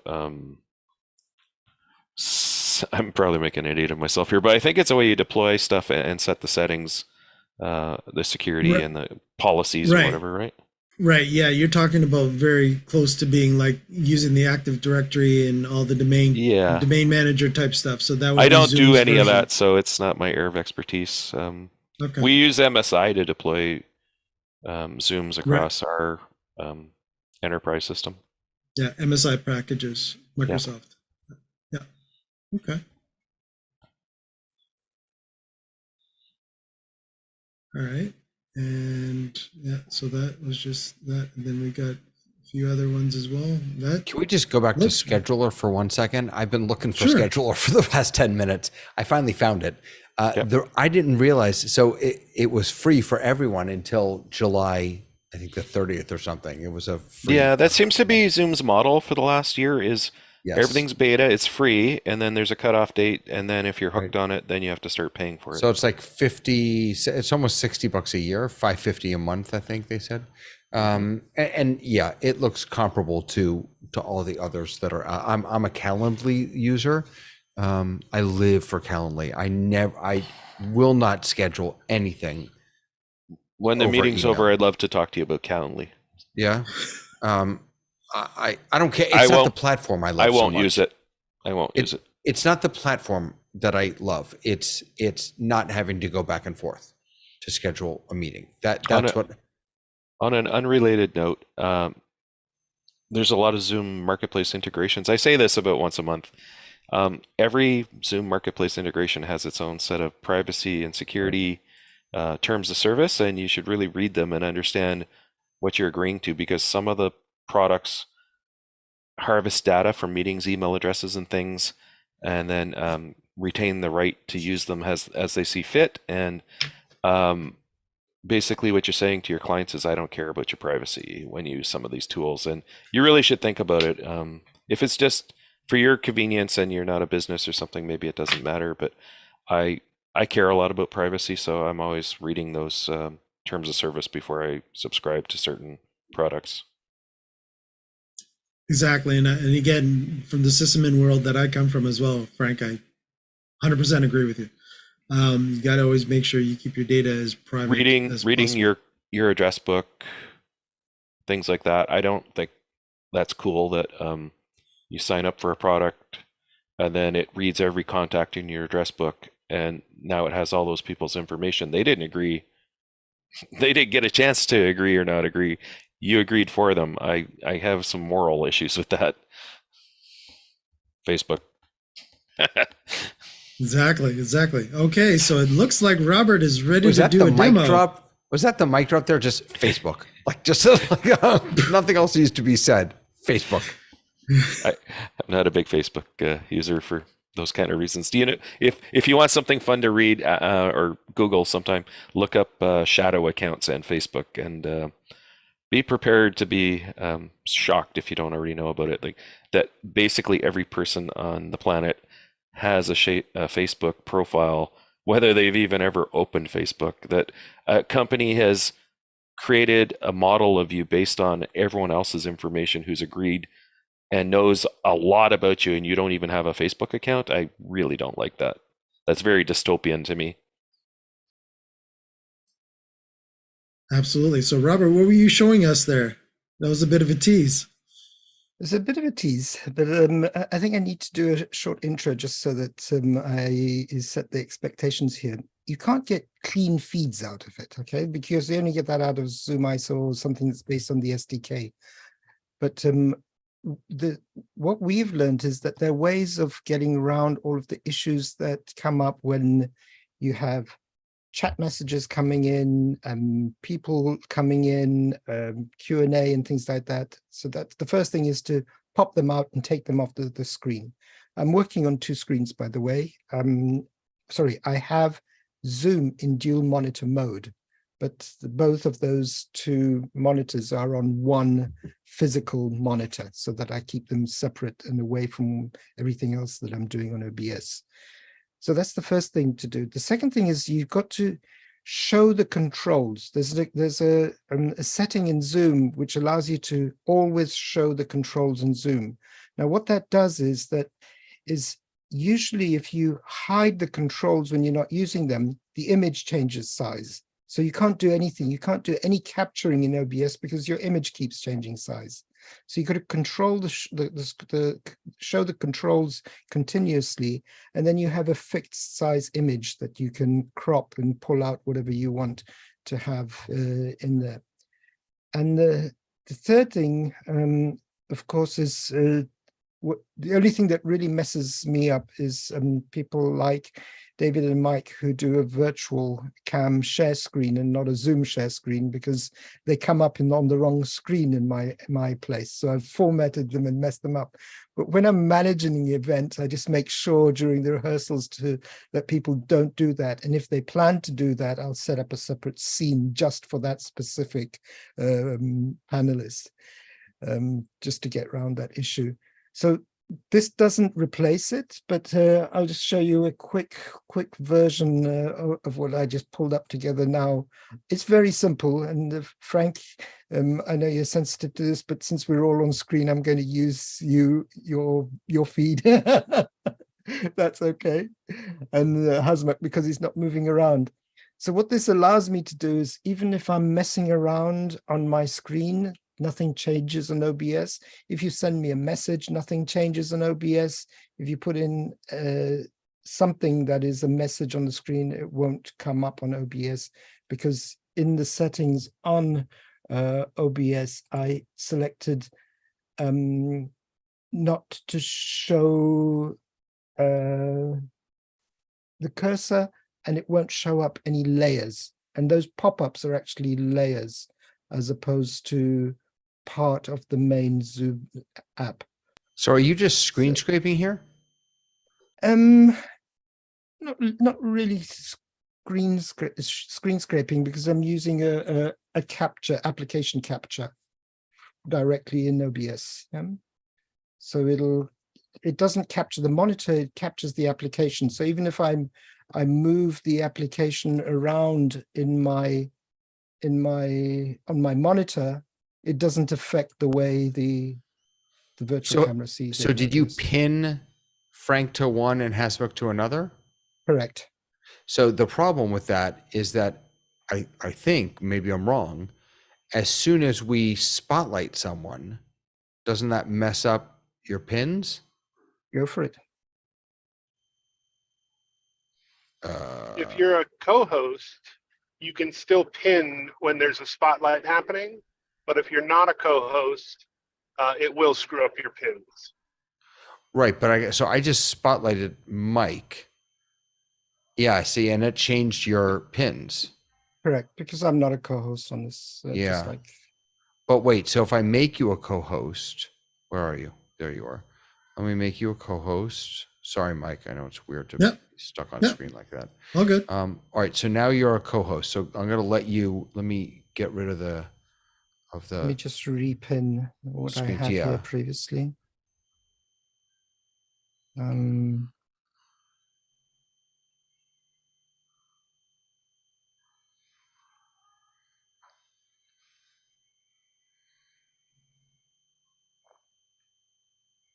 Okay, so now you've got both of those pins up, and I will go ahead and spotlight myself and see what that does to you. That didn't affect you. Yeah. Why doesn't that affect? So that spotlighting will only cancel the pins for non-co-hosts? Correct. Correct. Huh. Boy, I have been taken to school today. I have learned so much stuff. I feel like this is somewhat new behavior. I don't know when it started and I never saw it, but I felt like this wasn't always the case, but I've noticed in the past few months, if I have multiple machines and they're co-hosts, they're not affected, or they can still pin even though there's a spotlight happening, which I don't feel like that used to be the case. See, I think I knew you could pin, but my concern is that I'd have to repin after every spotlight, that a spotlight would interrupt a pin. I wonder if a screen share would mess up. Wait, can we try this one more time? All right, so you've got your two things up now. Can someone? A screen share definitely will, because the screen share is going to take over window 2. Right. Correct. That's what I'm prepared for. So Frank will stay there, and the I screen share will come understand. up. And then I get what you're saying. Okay. Yeah. Huh. Very cool. Yeah, that's really it's doable. I mean, nice. it's not a very clean, it's not a very sophisticated way of doing things. But if you're caught, like it took me 15 minutes to do this, and I don't usually work hands-on on OBS that much. I'm no expert. I wouldn't claim to be an expert, but it's pretty simple to do if you get caught in a mess. Yeah. So I can tell you the use case that I've been using OBS to capture a local recording, a local screen scrape, right? So if I'm producing a meeting and I'll have, let's say I've got 3 machines in there. One is the graphics machine that's bringing in overlays and videos and things like that. I've got my main computer, and then I have another computer connected that is the participant view in dual screen mode. And I'm capturing window 1. I'm screen scraping window 1 and recording it in OBS. The reason I'm doing that is because in this meeting, I'm often using multi-spotlight, and I want to be able to capture multi-spotlight in the moment. I don't want to have to go back in the post and edit, because multi-spotlight, is captured in the gallery recording, not in the active speaker recording. And so when you multi-spotlight, the gallery recording collapses down to the multi-spotlight. So if you wanted to have a replay that shows that, you'd have to do the cuts and pull in the gallery recording during this time, and then the speaker recording during this time, the speaker view during this. And I want to be able to just capture essentially the program feed of what the live audience experience is. So that's what I'm capturing. 90% of the time, that works great. This last event, there's lots and lots of breakout rooms that are happening during the event. And so I made that audience view computer a co-host, so it won't get sucked into the automatic breakout rooms. However, by making that machine a co-host, the debris that was new, that I wasn't expecting and now is kind of burned into my recording, is when people raise their digital hand. Because the host was also calling on people to raise their hand, the co-host gets a little notification at the top of the screen that shows who has their hand raised. And so that's now burned into the recording. So I could crop in, on the recording, but that was just an interesting experience I haven't had in the past, kind of where all those things came together in the moment. But anyway, I appreciate, Robert, I appreciate you taking the extra effort to kind of show that and demo it. Hey, Robert, so you wouldn't use this, what you just did, to pump this back into a Zoom meeting, would you, into this Zoom meeting? You can't, like, because then you'd have all sync issues and all that other stuff, right? No, this is mainly for a hybrid where I want to throw something onto a big screen in a room. Gotcha. And have it in a sensible way, because it's really difficult to get a sensible view onto a big screen. I mean, look at Zoomtopia, the amount of effort they've put into just putting things that onto the big screen that are important. So it's really tricky. The other thing that I do is I'd set up a couple of Zoom, I wouldn't say Zoom scrapers, but they're sort of Zoom scrapers with NDI, and just capture all of the NDI feeds, and then you can play with them in a much easier way. But the challenge there, of course, is exactly what you mentioned, David, is that getting the audio in sync is a nightmare. It just is. I don't believe it's doable. Yeah, and Robert, you and I have had conversations about NDI causing a bit of grief on that too. So again, if that, depending on how many actual NDI feeds you're actually bringing out of Zoom at that particular point too, of course, network, NDI itself being, again, if you're doing that many actual outputs of NDI out of Zoom at that particular point, then you got to be really, really careful. Resources on the PC / Mac, whatever the unit, the actual physical machine is, that is taxing. Network will be taxing. And then on top of that too, it's almost best to actually make sure that you're using, instead of unicast mode for NDI, you're using multicast mode in NDI, which is a whole another step up, where it will be a lot more reliable. It might not be 100% reliable, but it'll be a lot more reliable, because eventually NDI, unfortunately, still at this particular point, is in my testing, the audio and video will eventually go out of sync. So Robert's explanation makes a lot of sense for iMag, but why for recordings, why can't, like, I use Zoom cloud recording a lot, and there's a lot of alternate views that you can record in the cloud. Why can't they have another box that says clean, and or maybe, for the different alternate views, clean and not clean, clean and not clean?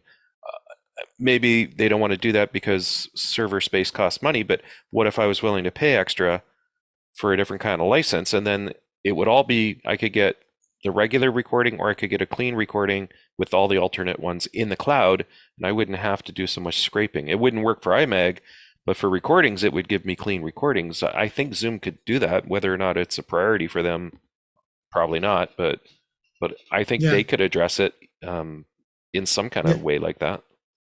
Well, Frank is right, because again, if the SDK can do it, then the servers obviously can do it, because the servers are spitting out the SDK clean feeds already. So in theory, the infrastructure is already there. It'd just be a matter of dumping it to a local server, your local server account, as far as because physical. you can get Active Speaker in the cloud, you can get the gallery in the cloud.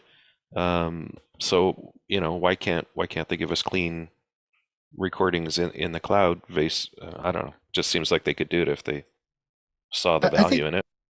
I think they're halfway there, because you can get clean ISO audio recordings of attendees.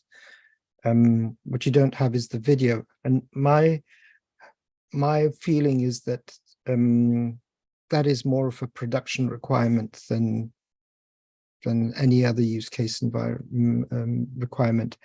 And the player, the main playback feature of Zoom to allow attendees absentees for a meeting who want to go, or attendees that want to rewatch, is their player, which gives a specific view and all the other options that come out of the meeting, with the interpretation, the captions, or whatever else you want, if you use their player.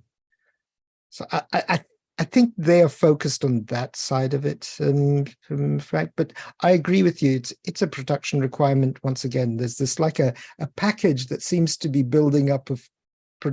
This is for the production world. We've got this additional package. If you want it, you'll get A, B, C, D, and you pay this much. So I have a question about something you just said. You triggered something. Now, if I can remember what it was, it sort of jumped out of my head. So just come back to me. I'll try to reformulate it. It was basically about.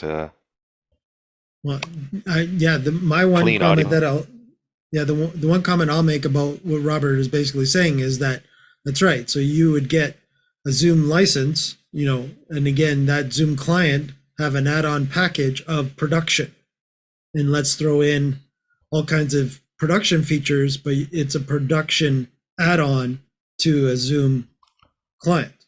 Right. I just remembered what it was. The smart recordings. Zoom AI is talking a lot about smart recordings, right? So the smart recordings will do things like give you meeting highlights and chaptering and things like that, where it's deciding. And you can go in. I've played with some of it, like with the highlights and that. You can go into the Zoom cloud and you can change the chaptering or what you think where the highlights were. But what I don't know, and maybe some of you know, can you download those smart recordings with the smartness intact? Like, or once it leaves the server, does all that metadata go away so it just becomes a complete recording again with no chaptering, or the meeting highlights are lost because it's not downloadable as in that regard? I'll be very honest with you, Frank. I don't know. I usually download all of this stuff and then produce in Resolve. So one of the things that I do in my organization is I have an integration in the Zoom Marketplace that transfers all of the cloud recordings to another platform called Kaltura. It's kind of like Panopto, if you know what I'm talking about. And the smart recording is kind of useless to us in a sense. Like, Zoom recordings for our organization expire after 120 days. We delete them because we have them all backed up on another platform called Kaltura, but none of the smartness transfers to the other platform. You'd have to go in and re-chapter everything. Our platform allows you to do chaptering as well, or minor editing, but none of the smart Zoom stuff makes it off the Zoom server. It's the only place the smartness stays intact is on the Zoom server. Just wondering if there's any way to download let's say Zoom does an excellent job of doing a smart AI recording, gives you meeting highlights that you love, and you say, okay, I want to make that portable. I want to take it off the Zoom's cloud server and do something locally with it. I don't know. can you do that, or is it only available while it's on the cloud server? Uh, I don't know, go ahead. Yeah, I don't know, Frank. Okay. Yeah, I don't know either, Frank, but what I'm hearing in your voice is it sounds like to me you almost need an XML file of sorts that actually has all this data. Yeah, I've never seen that. Yeah, Right, I've never but- seen that, but- right? And yeah. there's no standard, like even if you did have an XML, would another platform know how to interpret that XML? Like there's no universal standard, right, for how the XML is Right, but structured. So But would at you be least you able- would at least have half the battle at that particular point, sure. because at least then you'd be able to, I and really again think too, it could be easier to import, if Kaltura or Panopto, those guys, if those guys actually have the capability of going in and understanding a Zoom agree. I XML agree. file, right? They could I just don't- parse it and go boop, boop. I don't see Zoom doing it though. Like I don't want to be negative towards Zoom, but I think most vendors want some lock-in. And if everything's portable, then why would you pay for additional cloud storage? Like what's in it for Zoom to give us this? Probably nothing, right? Like it would mean all your stuff would be more portable, which is bad for business, right? I don't know. I Yeah. can only say that on my Vimeo account, where you can also do certain amount of things like that, it behaves exactly the same way. You download the files without any of the metadata in it. Yeah, the chaptering and stuff is lost if you download the source file, right? Mhm. Yeah, that's what I would assume. Yeah. Yeah, and Robert's right, and you're right, Frank. Basically, Vimeo and Panopto, they don't, or Kaltura don't want to give that. They don't want to make it that easy for you to leave, right? It's that infamous, we don't want you to leave. We're sorry that you got to go. We don't want you to leave type scenario. Okay, quickly before we end up at the end of our show here today, I did want to talk about vMix, the vMix, and let everybody know, and I know I've just made Robert's day with that one. And what I'll say is that vMix, straight from the forums, that is the official last post as of 5 days ago, which we're on current version beta, very, very important beta version of vMix 27, which is 27.0.0.47.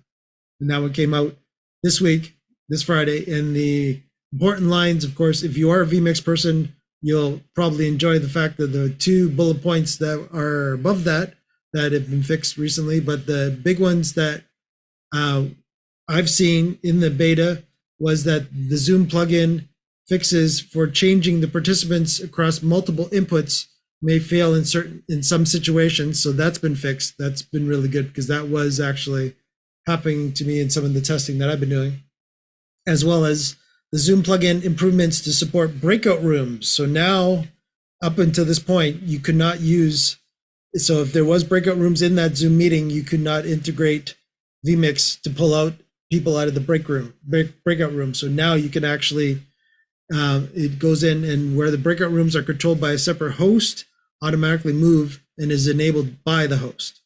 So vMix now will detect any movement in the different breakout rooms and reestablish the raw feed. So basically, it sort of makes the feeds a little more stickier for us production people in vMix, so that if people do pop into a breakout room, when they come back, vMix automatically detects that they're back by their name. And that's the important thing. So you can't have 2 names in the same meeting identical, no matter if they have 2 physical different Zoom accounts.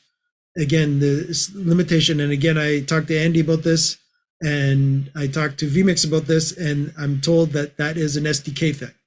So because of the fact they're asking for those specific names, and I would guess this is also a ZoomISO thing as well, where you can't have 2 physical same names in the actual meeting, because again, ZoomISO and ZoomOSC, I would assume would get confused. So does vMix, because again, vMix is asking for that name to be put into whatever you've added into as an input, as a vMix input.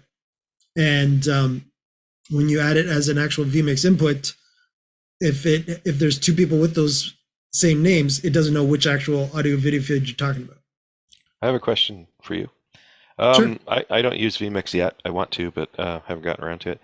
What do you do? What do you do about breakout rooms and recording breakout rooms? You can't record breakout rooms natively in vMix, can you? Like, do you have to have a local person record the breakout room? Like a local machine who's in the breakout room record the breakout room? Interesting. I think you would have to now. Again, I don't know how deep vMix is getting into the breakout rooms. Like if they're able to actually make your own mix out of a breakout room.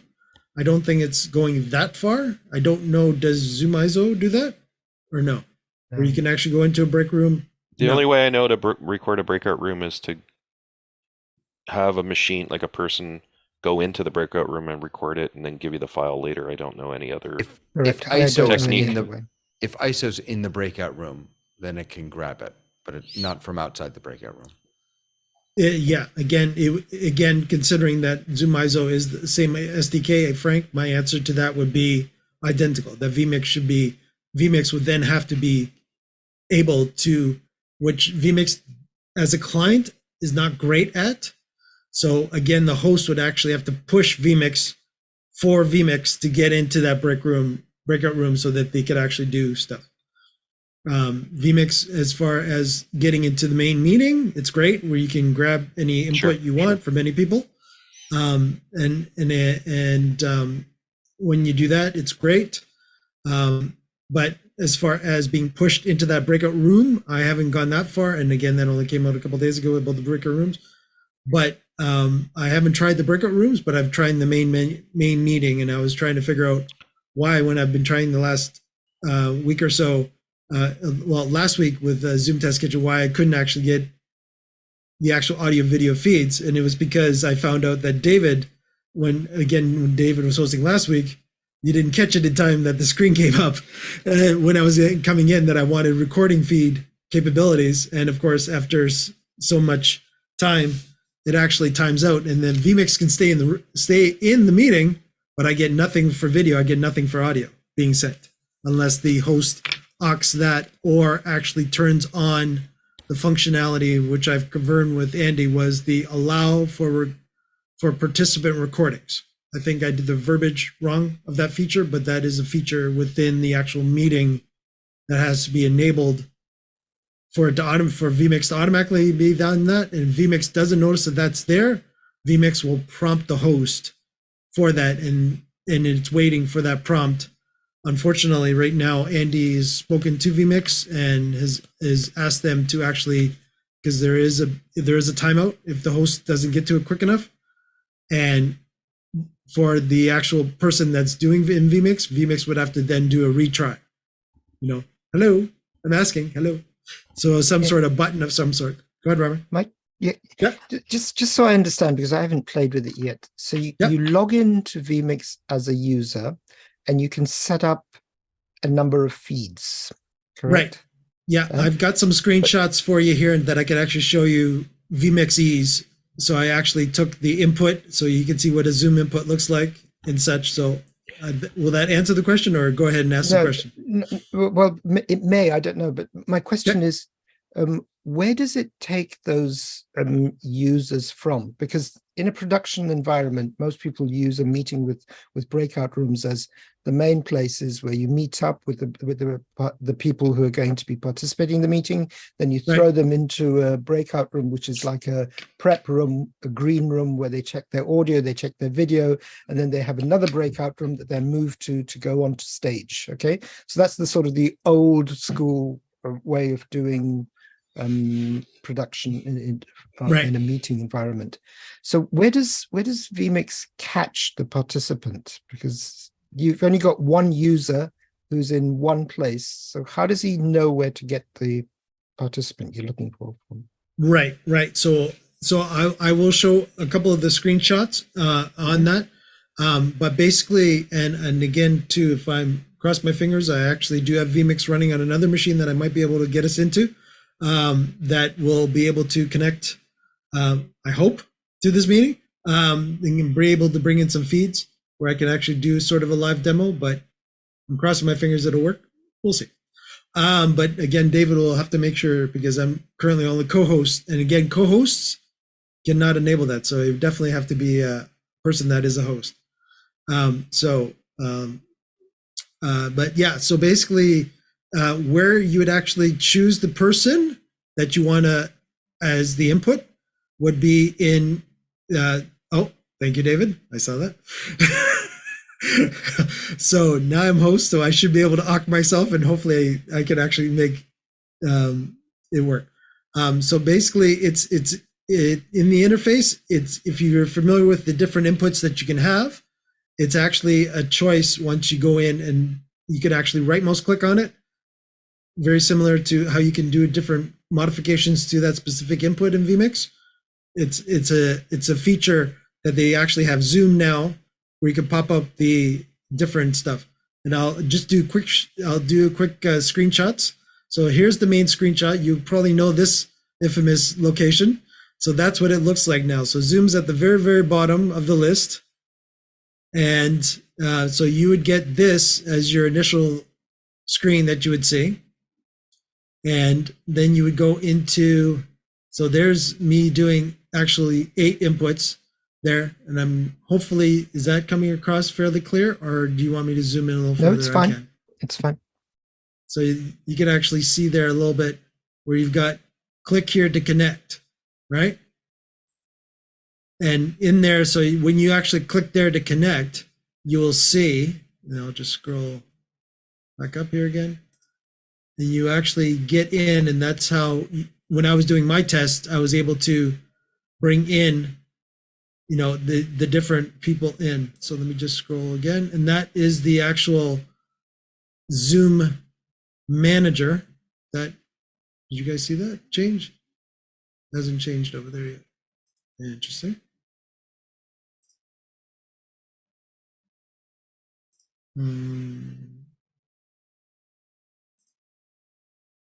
Oh, okay. Yeah. So let me just scroll back here. So this is the actual, yeah, this one I'll zoom in on. So when you click on connect, this is the pop-up that happens as long as you've got Zoom installed, the Zoom plugin installed. And this is, so again, as you can see at the very, very top, you could actually log in with your Zoom account all the time within vMix if you want, or not, your choice. Then you would put in your meeting ID. So again, for us, it would be our meeting ID number, the password, of course, and then the name that you will enter the meeting as, equivalent to, like David was coming in as TTG OSC, that would be basically how it would show up coming from vMix. So in what I've done in previous weeks is say Michael out of vMix in there. And that's where that would go into where it says your name. So that's pretty much the way that the actual layout will actually learn. So again here, so you've got the individual inputs. So that was me actually trying to do Zoom 8 inputs when I was in the Zoom test kitchen, trying to get the 8 different inputs in. But basically, and this is very, very important, where certain people thought that you could actually hook up to multiple meetings within Zoom at the same time, and that's a no. But again, that's again, we're more familiar with the ZoomISO situation where we know it's one meeting that we're pulling isolation feed. People thought that you could actually, where it says click here to connect, you could actually go to multiple meetings and pull in inputs from different meetings at the same time. But no, vMix has squashed that because that goes against the SDK that Zoom has. So you would just literally, you just have to click on the blue bar here where it says click here to connect. And then that would actually pop up this window here. And that's where you would fill out the information as such, so that you would actually get in, and then you click OK once, and then that actually will then establish the Zoom connection. If you do want to have the Zoom account logged in all the time, it bases off of your web browser. So it actually uses your web browser. It does not use your Zoom client, local client. It actually uses the Zoom web browser to actually log in and act in the software world, so actually acknowledge that you're logged into the Zoom platform. It's actually keeps your browser logged in all the time. So again, you have your few different choices. So you see here too, the maximum participant resolution, you have your choice all the way from 360p all the way up to 1080p. And when it comes to the return feed back to your participants, you have your different video source outputs and your audio source outputs, depending on how you've set up vMix and all your different inputs and outputs. Is that helping, Robert? I know that you're quite familiar so far. I'm listening because this is sort of new way of thinking for me, because what has happened is you have vMix on a Windows machine where you're getting ISO feeds of individual users. So this is like something new. The ZoomISO requires a Mac to do that, an M family processor to do that. Right. So this is new. How does the PC feel about all of this? Because vMix is like very resource heavy. Well, what I've done, and again, I purposely not used an outrageous machine that has outrageous stuff. Robert, I'll go back to that. Ronnie, go ahead. Do you had another question too? But I'll go back to yours in a sec, Robert. Go ahead, Ronnie. Yeah, a question is, can you adjust the resolution per user, or is that more like a global setting? Yeah, I'll answer that as well. It is a per user. The quick answer is per user, Robert. So go ahead, Robert. David, go ahead. I just wanted to say, this is coming soon. This functionality is coming soon to a Mac near you outside of ZoomISO in Ecamm, which is the tool that I use. They're working on this integration now. It's going to be really fascinating to me to see how it's implemented differently in these different tools. I'll really look forward to kind of doing a side-by-side comparison with you. I have to jump off. Thank you so much, everyone. Thank you, Mike. Yeah, and we already done tests with the Mimo Live with Oliver doing the same stuff. So that is really stable at the moment. Yeah. And the testing that I have done with the latest version of vMix is, knock on wood, stable. Again, I haven't used it for outrageous purposes or anything like. I'm just basically making my own little Zoom bots and such, so that so I haven't been putting any serious meetings or serious content into it. But yeah, it's been stable, and I've ran it for at least a couple hours without any hiccups. And again, to Robert's scenario, very low powered machine. But again, I'm not doing any graphics. I'm not doing anything funky. I just chose a virtual set, so I could actually put in individual inputs into the basic vMix virtual set into the so I could actually have the 4 inputs in a virtual set, so I could zoom in and out. But it was sleeping, my PC, and again, it wasn't doing much resource wise. Frank. You showed a screenshot where it said to set the maximum resolution. Yeah. What if the person in the Zoom call is not sending that resolution? What if they're sending less? What does it do to deal with that? Good question. So the official answer that we have been given is that, again, of course, it depends on the host's owner license. So they have to have HD, full stop. If they have 1080p, full stop too, of course, you can get up to 1080p at that particular point.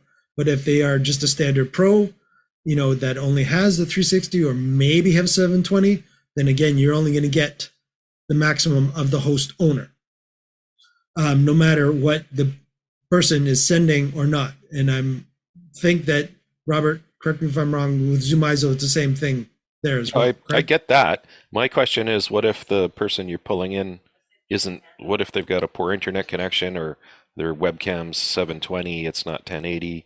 What if they're not sending you the resolution?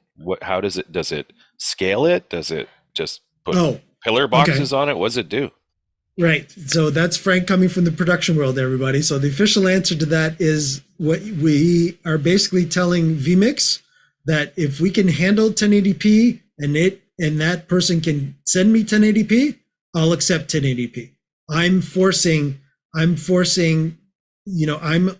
basically telling vMix that if I only want 360p from that person, no matter if they go up to 1080p I'll only get a maximum of 360p. Does that answer, Frank? No, my question's the exact opposite.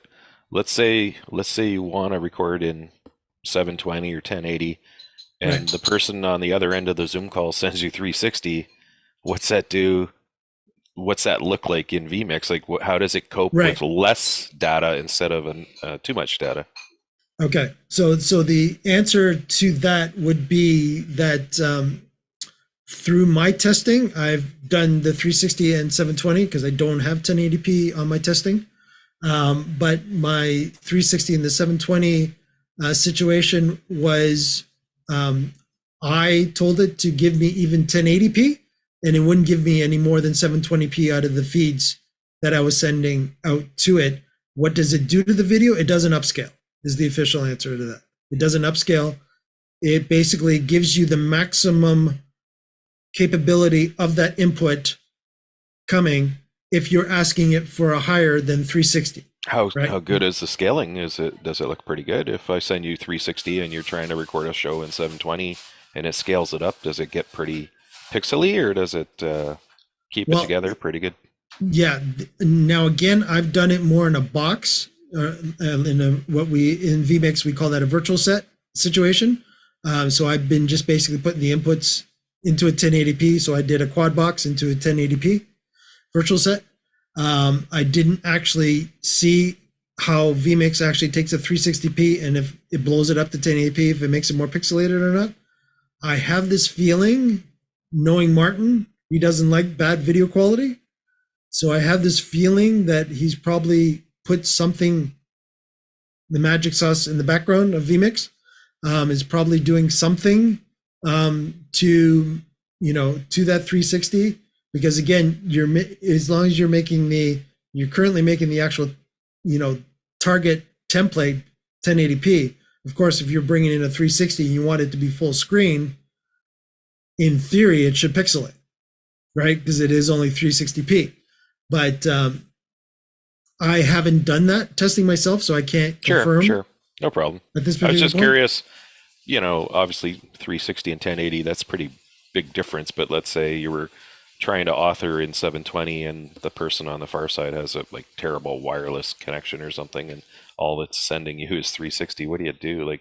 I guess it scales it, but scaling can fall apart pretty fast if it's too much scaling, right? Right, exactly. So I'll cut over here quickly, and the magic of television, and Robert knows what this interface looks like. This is a vanilla vMix. I haven't done anything in here, so the only thing that I've done is I'll back out of there for a sec, so you can actually see here. So basically, you just go down here to your infamous add input, and it's down here in the list, Robert. I don't know if you're seeing that or not. Okay. Yeah, I can see it. Okay, so you have your choice there. It's in that list. Or, of course, if you click on the big list here, if you go to the very bottom here, you'll see Zoom down there, and there's your click add to add input, right? So at this particular point, you don't actually have to do anything. And of course, you have your choice of, the numbers keep incrementing as you keep adding more Zoom inputs. So right now, this will be my second one because I've already got one. So I just click on OK. And you'll see now I've got 2 here. So now you got the click Can to you connect. add us? Well, let's give it a shot, shall we? Why not? We are the Zoom Test Kitchen after all. While you're filling in all those credentials, Go right ahead. Yep, go ahead. is this in addition to vMix Call, or are you using it instead of vMix Call? Could you have a Zoom call Good. and a vMix Call at the same time, or how would that work? The official answer from vMix is yes, you can have both at the same time. Because vMix Call is its own entity, and it's using vMix's backend for the vMix Call. And so they're all when just it comes- sources. Yeah, they are all independent input sources. Yeah. How much have you used this? Have you used it a lot? What? vMix? The vMix with the Zoom integration. Do you use vMix Call? I'm just wondering, are you seeing much quality difference between vMix Call and Zoom? Is there? It's been many years since I've used vMix. Okay, so not a fair question. vMix but I'm Call, but curious. but even back in the day with vMix Call has always been really clear. So it's more been for the longest time, my understanding, and sorry about the people on YouTube if you disagree with me on this, but it's been a long time where Zoom to a point didn't want to add the Zoom capabilities into vMix because of the fact, they have Zoom Call, right? But again, because of the popularity of Zoom, and now that the SDK is more available, readily available, now they've come up and Martin has implemented the well, like capability. David said earlier, Ecamm's going to have it. Mimo's has it. Wirecast is going to have it or has it. So they have to do this, or they're going to fall behind everybody else, right? Right. Yeah, but even Andy on Office Hours said today that this is something that they want to do. This is the direction that they have selected. So they realize that the market requires it. But just coming back to vMix Call, whenever I've used vMix Call, it's been a link which opens a browser. So you're actually using the browser functionality you don't have an app per se, right? As in Zoom. So right, I've only seen that sort of difference. Yeah, unless Robert, you're doing vMix to vMix. If you're doing vMix to vMix as a vMix call, you can do that as well. If you do vMix to vMix call from each one, then you have the full production suite of a vMix that you're sending via vMix call to that person's vMix call that's coming out at their end as a vMix. Yeah, that's sort of the non-standard scenario. The scenario is to bring in someone from a meeting. So, right. But yes, I agree with you. But it's browser-based, so I think you have all of the quality issues that you have with browser-based. Again, and again, they've been using it since the very beginning, and they're using the WebRTC protocol. Ronnie, go ahead. Yeah, just copying what you said. WebRTC is it's not a really good protocol for image quality. It's crushing the blacks and it's compressing everything. So definitely, we've seen that Zoom is really in another class. So I guess that's why all these vendors from even Unreal Engine is adding functionality for Zoom, because WebRTC is just not cutting it. Right. I agree. So Robert and Frank, you guys were asking me about the different choices of resolution. So there you go. So I can go all the way now into 90p, all the way up to 1080p. That comes from as default settings, I assume. It's not that you're getting a 90p feed from someone on the casting. Correct. Again, it's all about, again, depending on how much, and again, this was also the same situation because again, they've learned a lot from vMix Call. How they configure vMix Call, it's all bandwidth dependent, right? With vMix Call. So you could actually you have to be very, very careful. If you're having 10 people call as an example, then you set everybody at 1 meg, then you're 10 meg, then bringing down, right? So in this situation too, if you know that you only got so much of a download and download type bandwidth that you're limited to, or you're going to have that many people as inputs, then the lower the maximum resolution that you choose, the better. Now, again, this is more of a maximum global setting, but again, you can tweak it. So this is sort of, it's there. So I could choose 1080p, which I will choose 1080p in the beginning. But again, I could actually go in, if I find that to be too high of a resolution, per input, I could actually reduce it. So, okay, so I will cross my fingers that I get connected up here and wish me luck, guys. Remember what Andy, I forget his surname, from Shorts said that hopefully the what? Yeah, I just got to make sure I click all the boxes, and there's the important one, allow. All right, so the magic of television is, all right, I'll just turn all the audio off on that. Okay. Yeah. So again, you're on a different, separate machine now, aren't you? yeah, I'm bringing that in as an input in through the ATEM. Yeah. So again, I'll just pop up the open Zoom manager. So this is actually a Zoom manager. And you can see right now, I'm not entirely sure why again, but the way that David's got the meeting set up, and I did allow myself all the different capabilities. Unfortunately, I don't know what is preventing me from getting audio and video from David. But again, if you were, you would actually get the live information from here. From David? David's left. No, what I mean by when David set up the actual meeting, there's some restriction that has been turned on that I don't know what is preventing it, because through my other testing through my account, I've been able to get the numbers up here that are able to connect. And now you would actually see the resolutions coming in live per each input. But again, as you saw, the meeting started, I'm connected. I'm not getting kicked out, I'm in. And there's, yeah, so you could actually, yeah, so you could see how audio video started, supposedly, but I'm not getting that right now. But you can see in here that it grabbed all the people's names and it brought that in. But again, all this stuff is coming off of the SDK when the vMix connects. Any bit limitations since this broadcast is also being broadcast on YouTube at the same time? Not to bring in, limitation within David's account. That's a good question.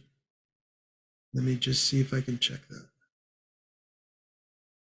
If I have any access to that. In ZoomISO, you can set it to do a local recorder, to do a stream, to get access to the right, the different streams.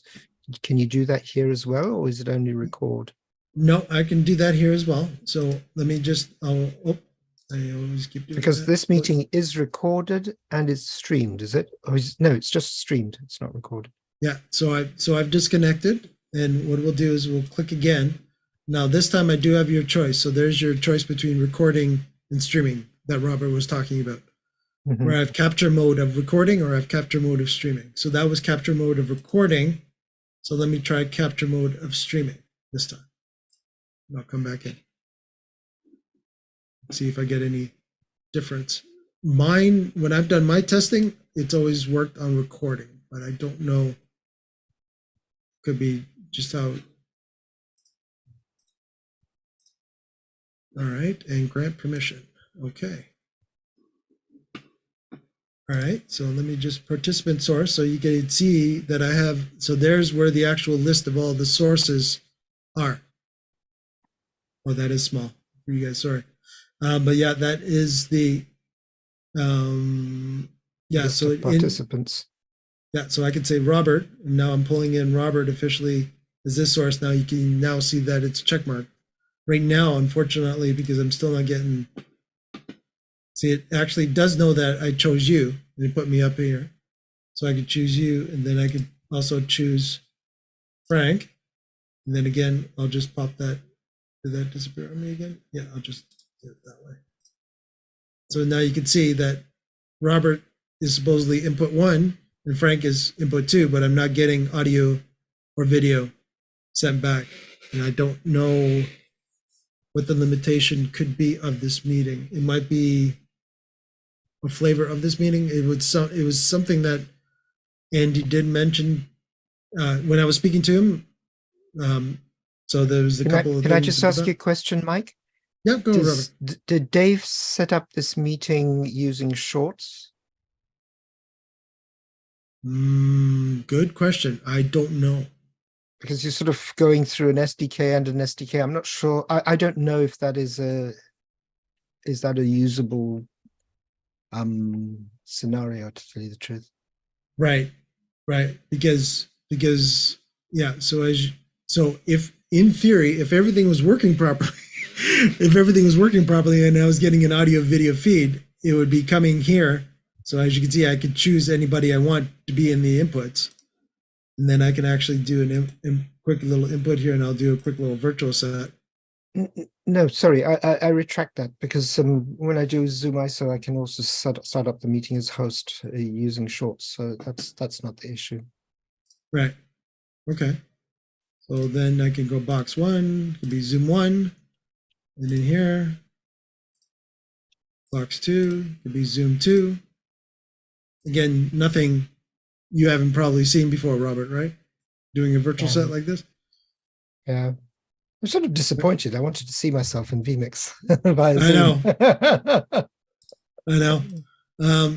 Yeah, again, if I was getting a frames per second from this meeting, then I would. It's not that I'm not connected, because, you know, again, I can always add a couple more inputs as well.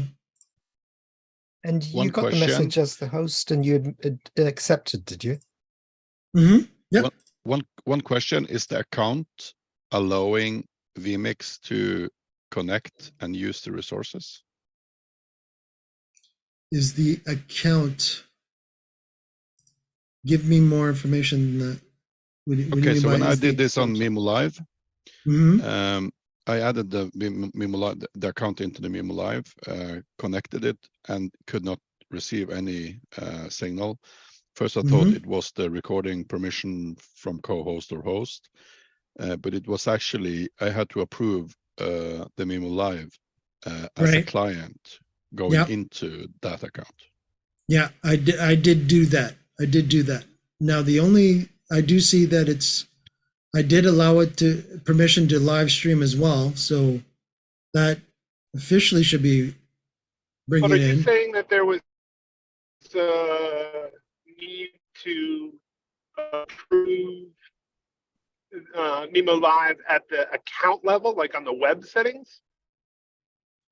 Yeah, I had to go in and approve it to be able to use it in addition to have co-host. And I can't remember if I did that before I did the co-host checking. So I had to approve it on 2 different places. So it had to be co-host, and it also had to be kind of approved in the account. Interesting. So where would that be in the Zoom marketplace or somewhere else? Yeah, it's you gave it permission to use all the resources.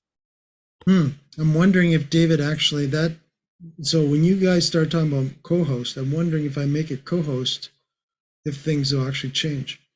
It could be a restriction that David maybe try that put first. on for regular.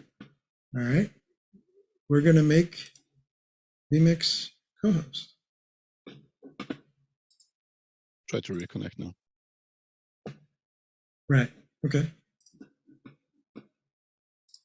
All right. Disconnect. All right. I'll be right back. And I should come in using streaming. Everybody's in agreement, streaming or recording mode. I would try recording. Try recording? Okay. Robert, what do you think? Recording? Yeah, I would use recording, because I'm not sure if you're already streaming that you can actually do that. Okay. Streaming. All right, recording it is. Because in ZoomISO, the recording is a local recording, so you have the rights to do that. Yeah, so I just admitted myself. It's joining. It's connecting. I should get all the pop-ups here momentarily. Yeah, there's pop-up number 1 for meeting summary, pop-up number 2 about AI. This meeting is being live streamed. Got it. And then the 4th one is to allow recording. Okay. And the other great thing about this, Robert, is you see, vMix remembered. I told it. So that's the other good thing, is that you could actually save this whole scene. If you know that you have normal people that will show up to that meeting, you could pre-populate the boxes already, and it'll remember, oh, you want Robert in this input? It's there. So I'm assuming that's similar in Mike, ZoomISO as well. I see that we have another participant in the meeting called, Mike vMix. I think that's the one that you would want to make co-host, right? Okay. Yeah. So let me do that. I will make him co-host. All right.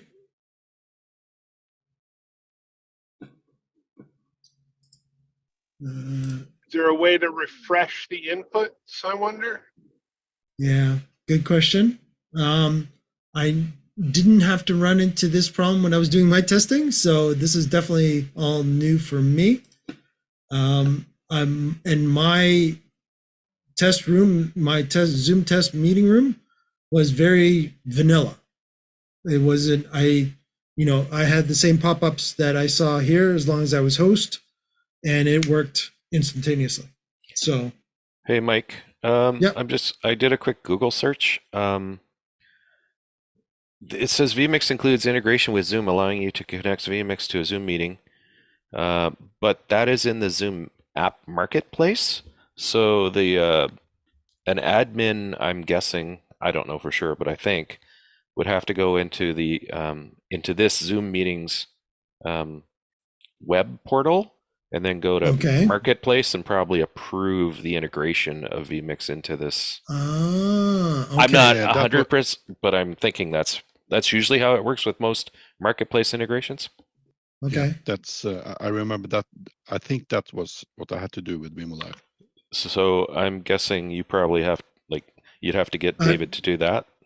Right. So that's and I probably already have done that. You probably did that on your own account, right? Right. Yeah.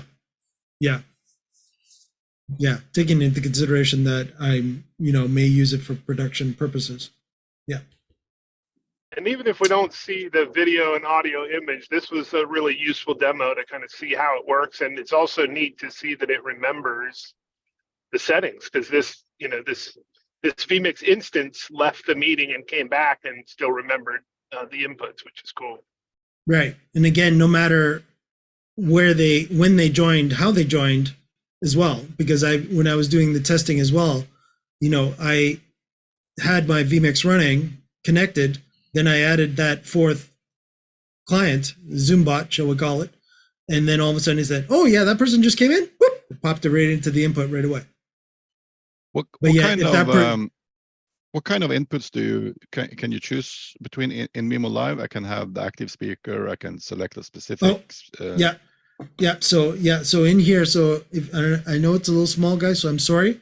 But again, basically this right mouse click on each input, and you can basically choose a participant source, which is default, which is basically person talking. None, which is the default, so it basically is black. Then of course you have all your different names as source choices, or the different people that are in the meeting as source choices.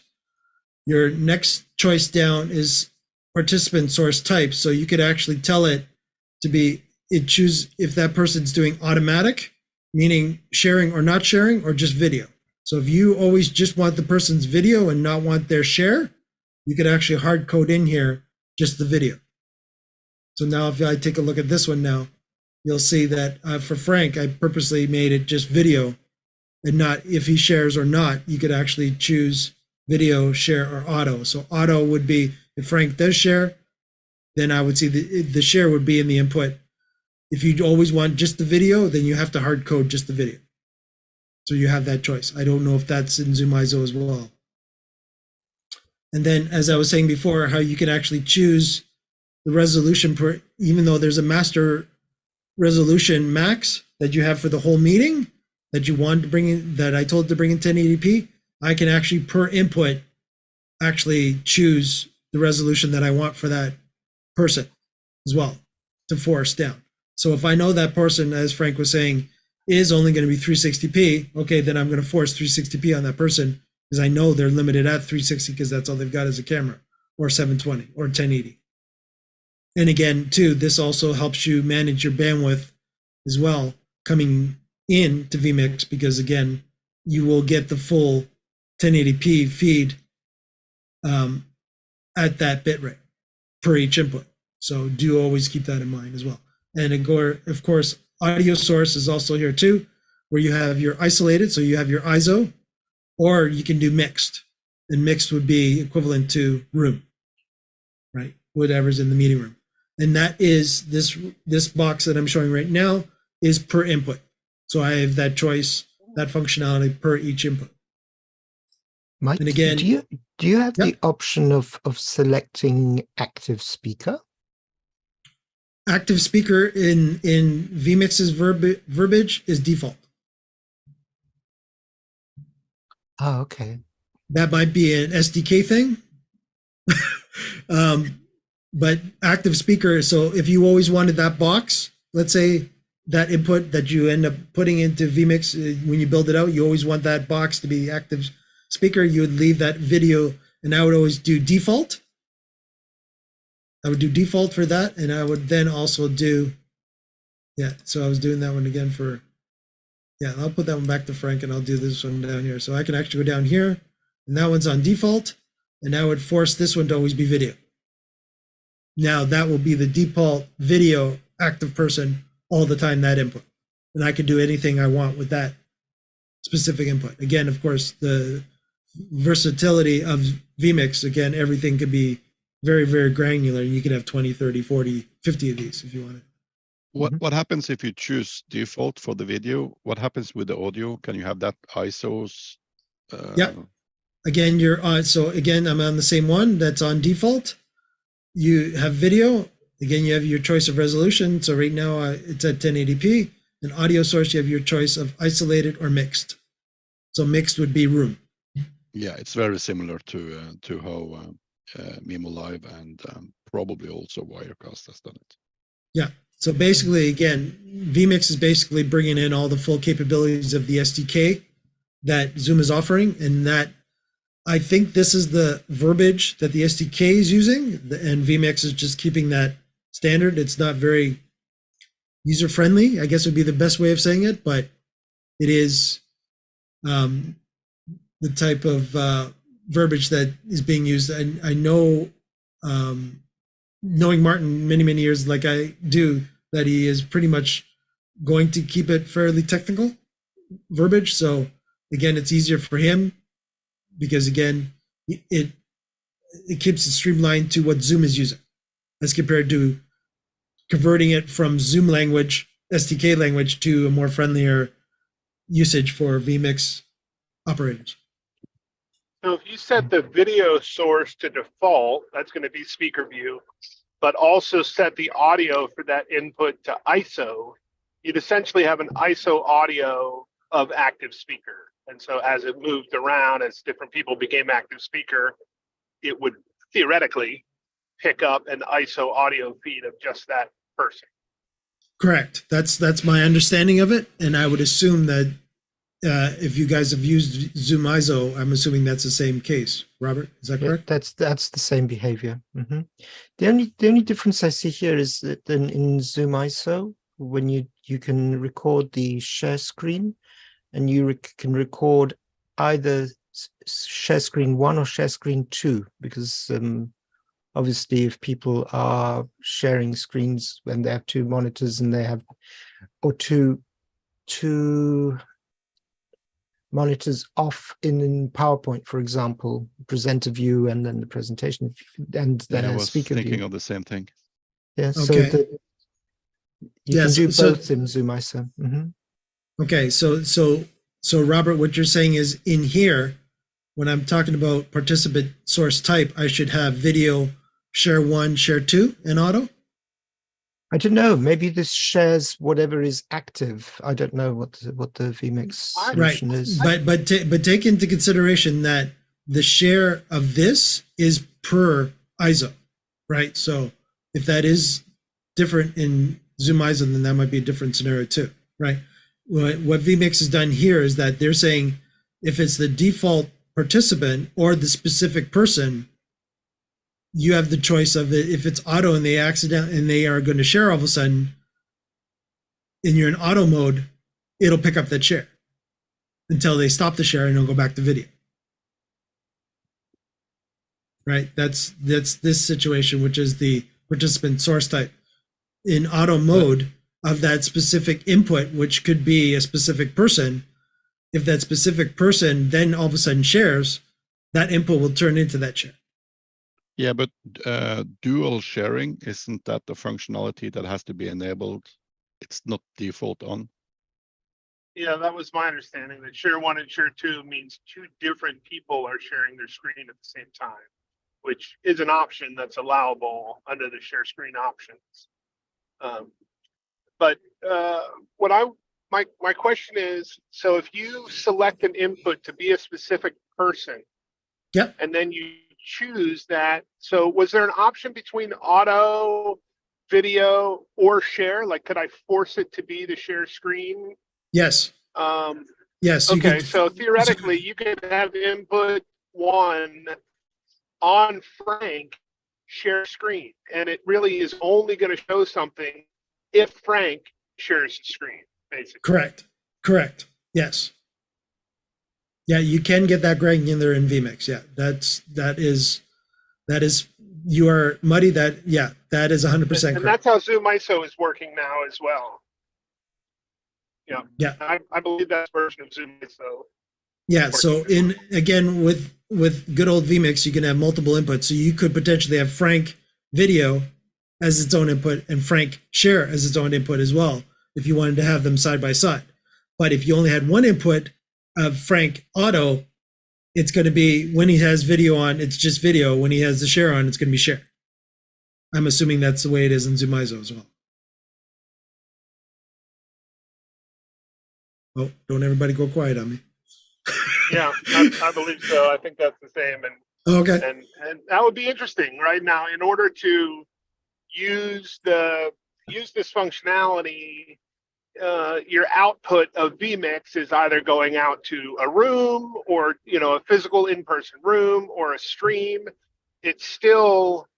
We still would have the lag issue, or into a separate audience stage, right? So that I could see a great use case when you have a separate speaker stage, which is one Zoom meeting, and an Right. audience stage, and your production system is in the middle.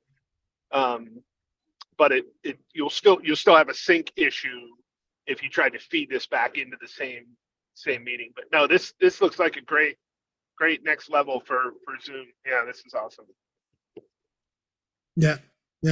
And again, I can vouch that it was working. But again, for whatever reason, I don't know what limitation is on this meeting. Unfortunately, it sounds like Frank hit it on the nail. That it actually might be some sort of added Zoom marketplace functionality that needs to be enabled on David's account, which is quite possible. That I don't know if it's. I think Frank disappeared on us, but Frank, do you know if that's an add-on, paying add-on? I'm pretty sure I remember that. I don't think I had to pay any extra for that, but yeah. Anyways, that is the. Oh, there's Frank. Frank, do you know if that is a paid add-on or not? Yeah. No.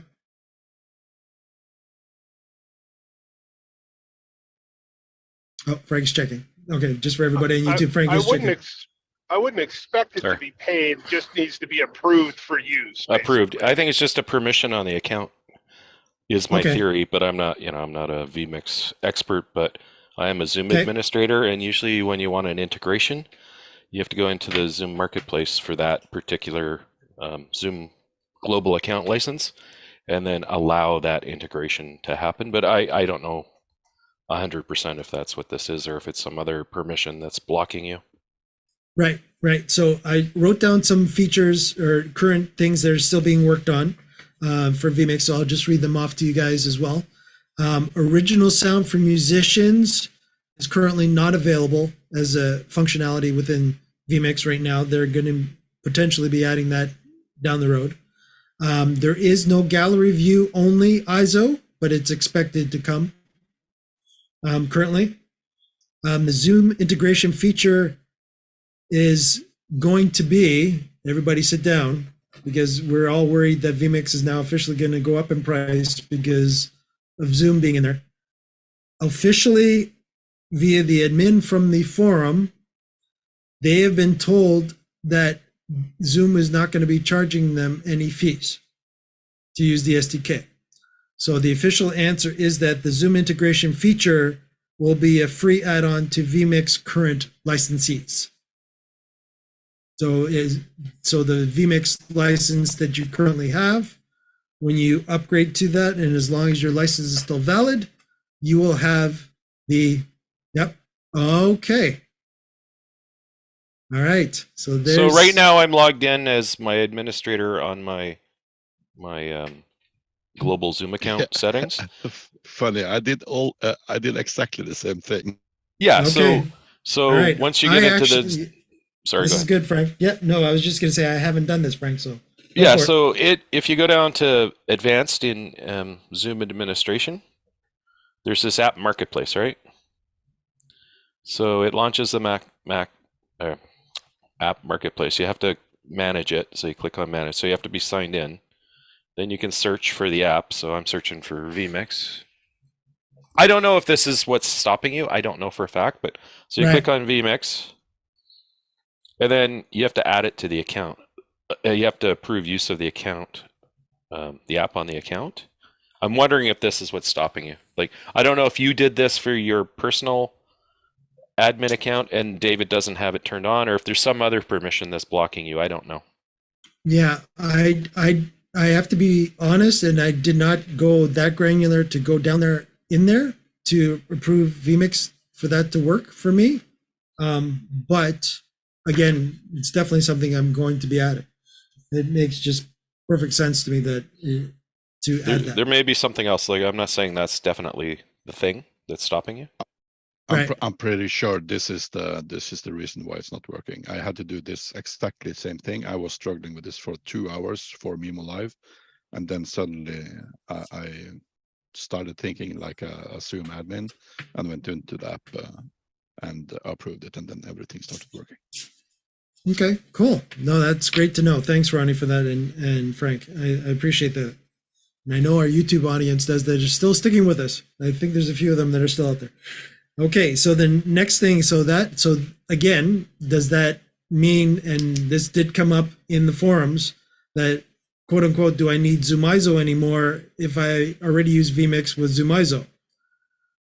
And you're paying I believe it's $30 US a month for ZoomISO now, where Zoom is not going to be an additional charge if you're already using vMix. So I'm not thinking how you use your funds is up to your decision, would be my official answer to that. So, but you will have the same, maybe not the same maturity as ZoomISO is currently in vMix, but as you saw, there's a good 80% already and we're still in beta. Well, there's a lot of other stuff you can also do with ZoomISO. So basically just having the OSC functionality and do stuff with users is also important. So yeah, and again, it really depends on how you do your, how you run your productions, right? If you need the OSC capability or not, or you only need the ZoomISO capability or not. A lot of vMix owners, Robert's one of them. I know you're staring at this quite a lot, Robert. I know you are. I know you're also worried about the resources on your vMix machine as well when you're looking at this too. I know that.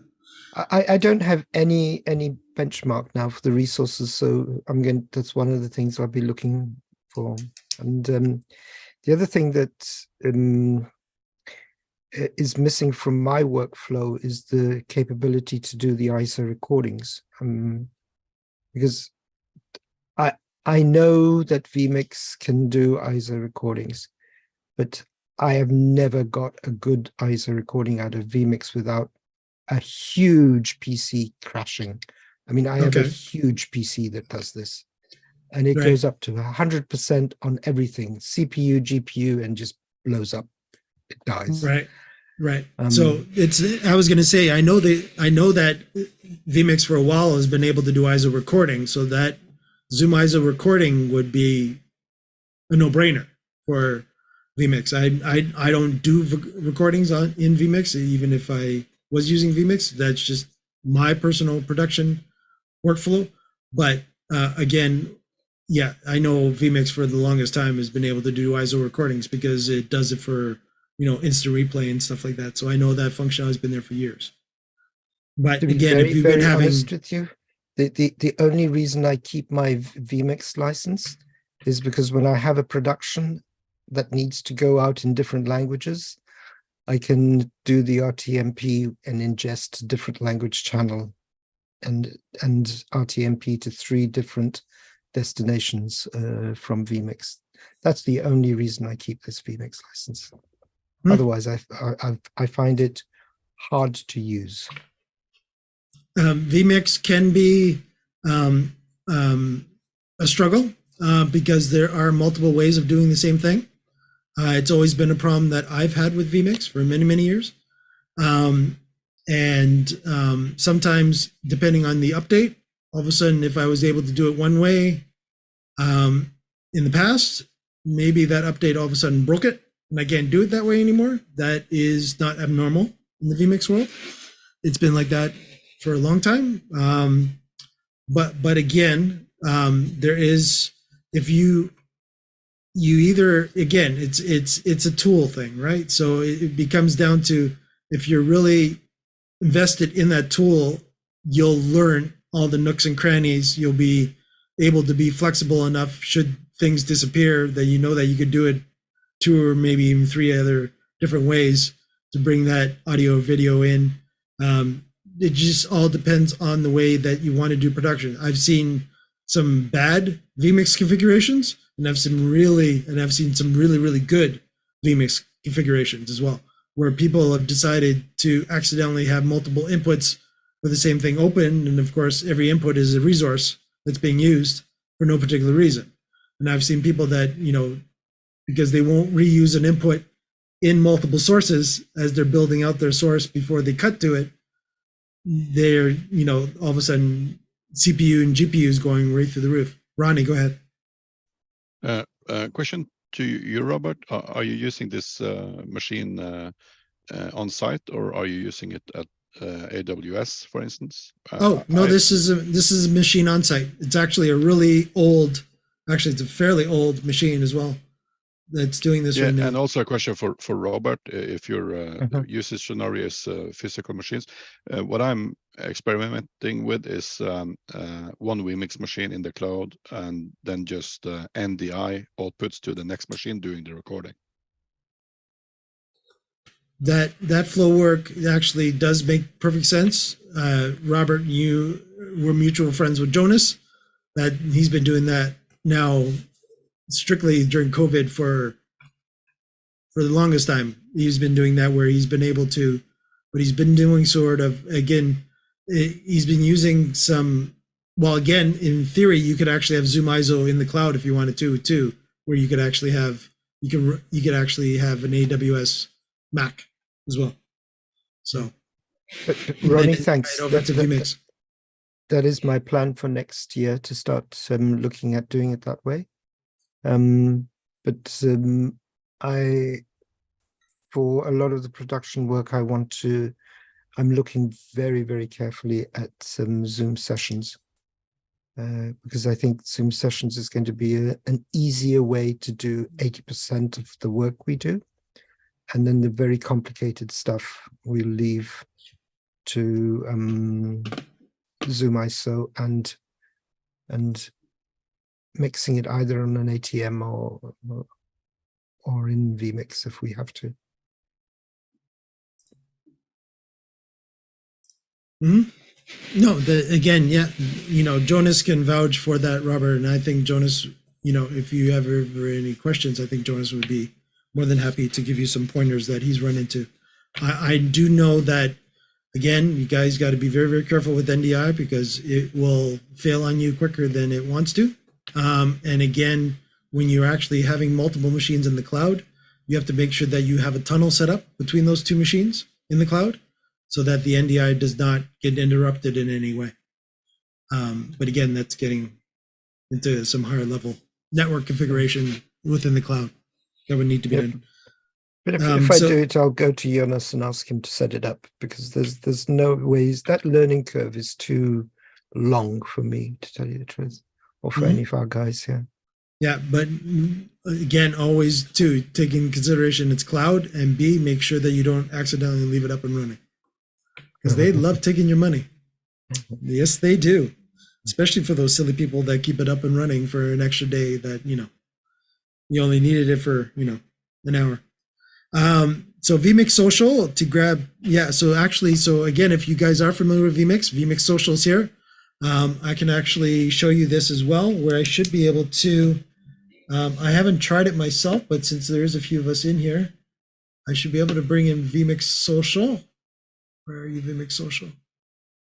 Mike, could you just do a lead into that? What is vMix Social? Sure. Yes. Thank you for everybody that is watching on YouTube. vMix Social is basically the capability of being able to bring in social media sites such as YouTube, Facebook, Twitch, et cetera, into your production, so you could actually have it ready at your disposal to do whatever you want with it. Should it be a lower third, as an example, which is a big use case, especially in the YouTube world. You'll bring in the lower third and it'll pop it up. It'll actually have the person's picture, or again, vMix Funtime Show. They actually been very, very creative with theirs. They actually make theirs look like a typewriter, and as the text comes down, from the chat, it actually looks like you're typing it out.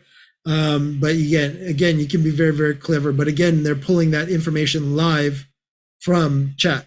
So this would be a social chat platform of YouTube, Facebook, Twitch, et cetera, et cetera, et cetera.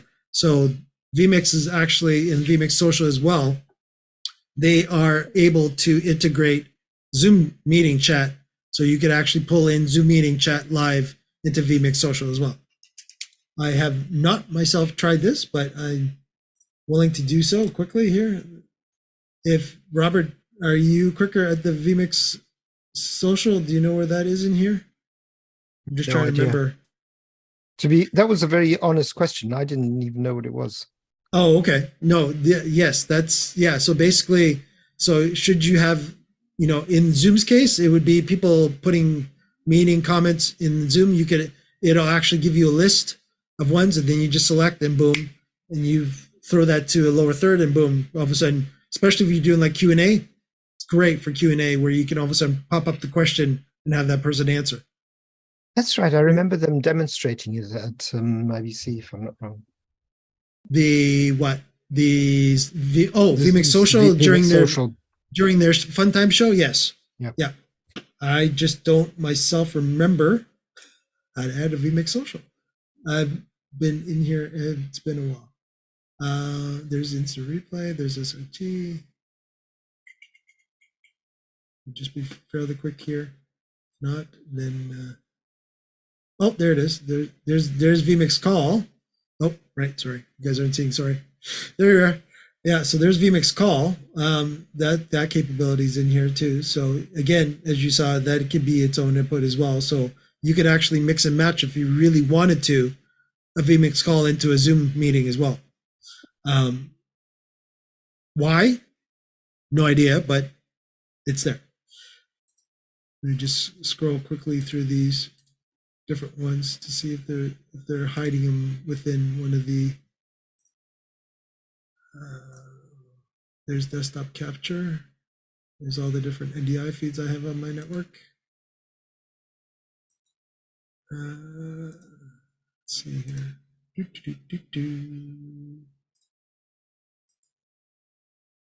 Yeah, and zoom again. vMix Social.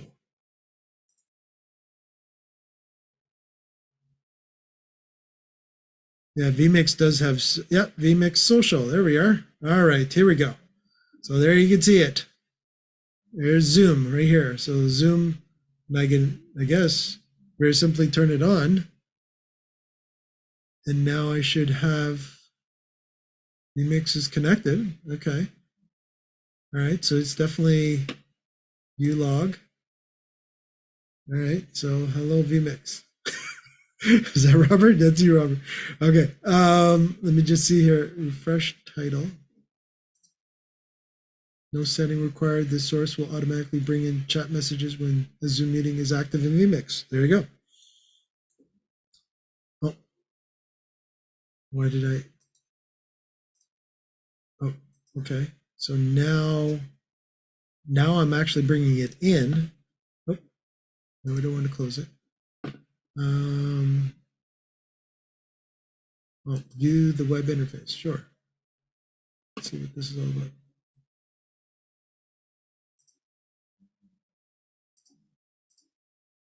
We'll just pop this out to a new window.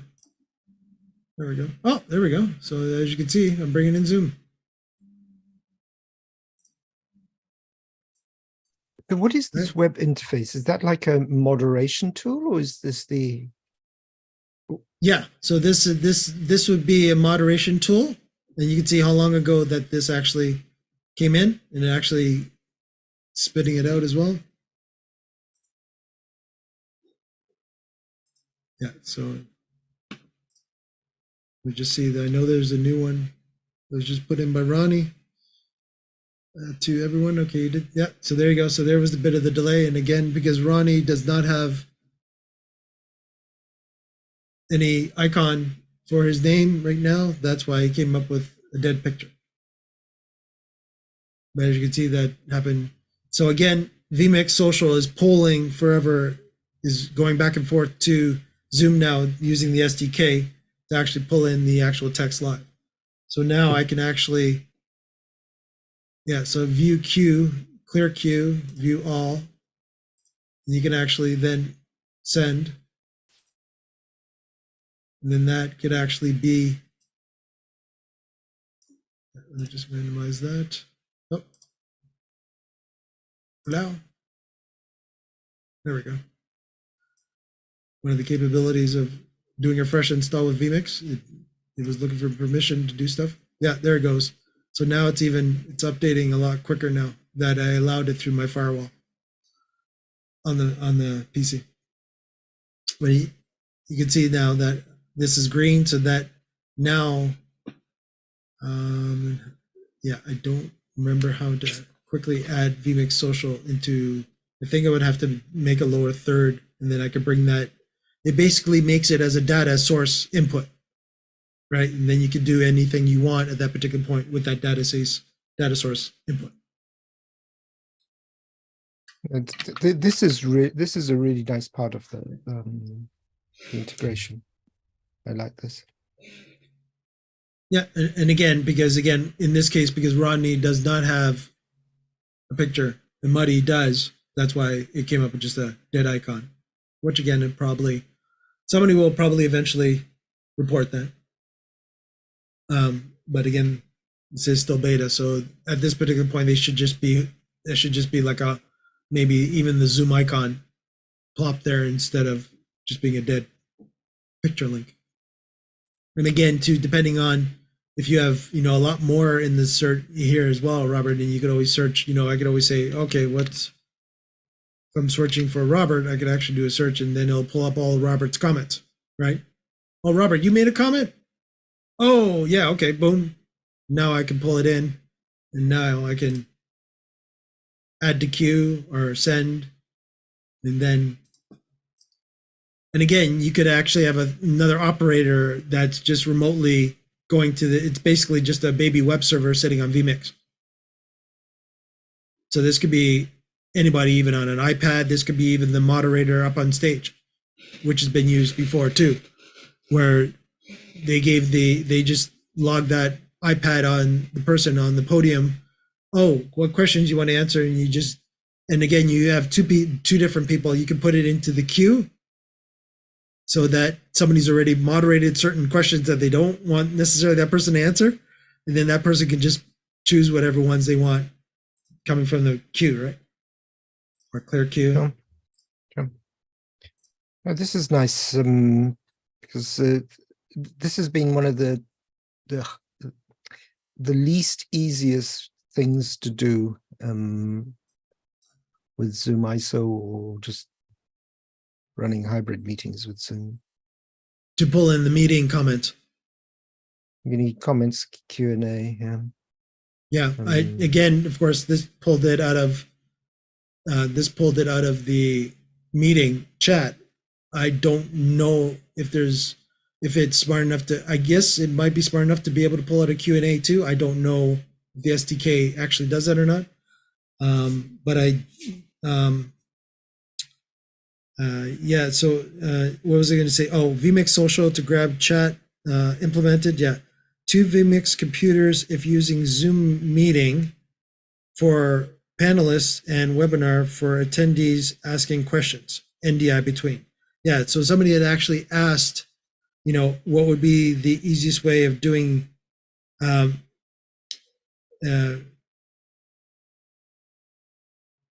oh yes, that was somebody was giving the example of doing you would have somebody in the a Zoom meeting, which Robert, I think you do this Zoom meeting, then you bring the Zoom meeting into Zoom webinar, right? I sometimes do that. Yeah, and then the problem would be that you want the Zoom webinar text to come to be capable of being seen by the people in the Zoom meeting.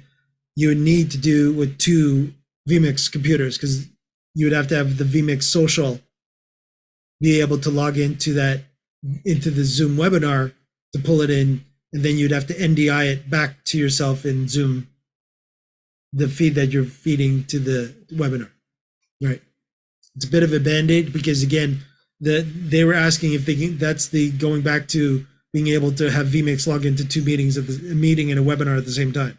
You can't per machine, because again, it's based on the one account limitation of Zoom.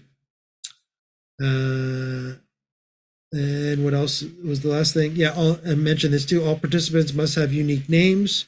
That's a Zoom requirement that they actually said. And yeah, and the big thing that actually happened within the last couple of days was vMix now supports breakout rooms, which I told you guys earlier about. So what do you think, Robert? I think it's got a lot of potential, and it also shows the direction where where the Zoom SDK is going to be used, how it can be used, and it's going to be used as a source of pulling people into to production platforms and multiple production platforms. Yeah, and again, considering there is a lot of vMix users out there, like their user base is quite huge. I know I've been in the vMix-ish community now for. I was actually reminiscing a little bit with the person that I used to hang out with in the vMix crowd all the time, and he's been doing it since 2012. vMix, this show every week, and they basically do similar stuff like we do here in the Zoom Test Kitchen, but they're strictly trying to blow up vMix during the show. So they've been playing with HEVC, being able to send, now you can actually send HEVC H.265 with vMix now, as of the beta. So they were actually able to send 4K because they actually were running the 4K out of their 4K. Were they going 4K 60? It might have been going 4K 60 for sure. They were going 4K 30 out of the PC. And actually setting 4K 30 to YouTube, and YouTube was perfectly happy with receiving that without any issues. Yeah. I don't think the challenge is at the YouTube and it's the challenge is where do you get all of those 4K feeds from? Right. Yeah, exactly. The 4K sources. Yes. The 4K sources. Yeah. Live or even not live. Yeah, exactly. And again, too, you got yeah, that in itself is a whole nother topic for another day. Rodney, any other questions before we wrap this up? No, it was a really good walkthrough from someone that seems to know what he's talking about. So I've been using vMix for many years, but the newest versions, like for the last 2 years, I haven't been diving too much into vMix. It has been shelved for some time. So just take a look at the chat when we're finished, and let me know in Discord. Or so have a nice evening. Thanks, Ronnie. Thanks, Ronnie, for joining, and thanks for your input. I will come back to you to talk about some recording in the cloud. That's one of my next projects.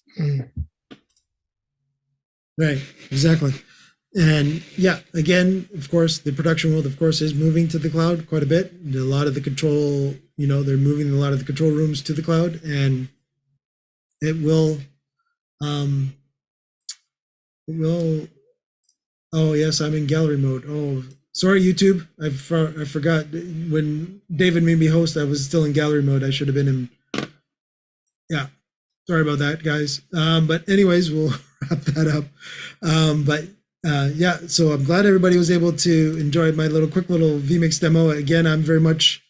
I've been in the vMix world for many years as well, but I'm very similar like Ronnie, where I have actually shelved vMix for the longest time. But again, now that Zoom has been integrated again, it's been something that's now come on my radar because I was looking for the capabilities of I was doing my best to, not that I don't like Macintosh or Mac-based products, but it's more of the getting into that environment where I'm already in the PC environment.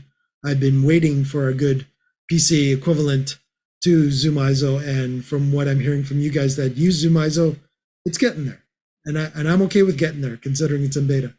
So take care, everybody. License option, just Mike, before we finish off, just say sure. What was the license options that you had to take for your version of vMix? Oh, it is the same license. And so there is no additional charge for Zoom. And the version? My license is up to date. Again, the version of the software, Robert? Yeah. Is that what you're asking? Yeah, 1 second.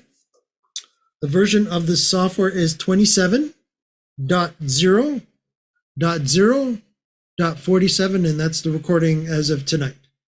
That is the current version of vMix. And as long as you have if you are up to date with your license, and it is the same license. All right. It will work. Again, your limitation, depending on the license you have, of course, between HD versus 4K, will limit you on certain things. I don't know if they've figured out if HD is only going to have 1 or 2 versus going up like they've done on the different scales. But again, if you've got if you're paying the monthly, I believe you get everything, if I remember correctly. But if you're paying for the 4K, you're definitely getting everything as well. So if you're paying the 4K version, but if you're paying anything lower than that, of course, you're just, I don't know if they've figured out how many inputs they're going to allow going across for Zoom as of yet. I know right now I'm running the trial version on purpose. I'm not affecting my other machine. So I'm just running the trial version on an email address that I have. And I'm getting the full equivalent to 4K. So I can do anything for 60 days. Perfect. So that's what I was doing. And that's what I was showing today. Thank you very much, Mike. That was really useful. You're welcome. Take care, everybody. See everybody next week on Zoom Test Kitchen. And happy Halloween to everyone. Oh, well done. Take care. Thank you. Drum rolls. And I will, and I'm going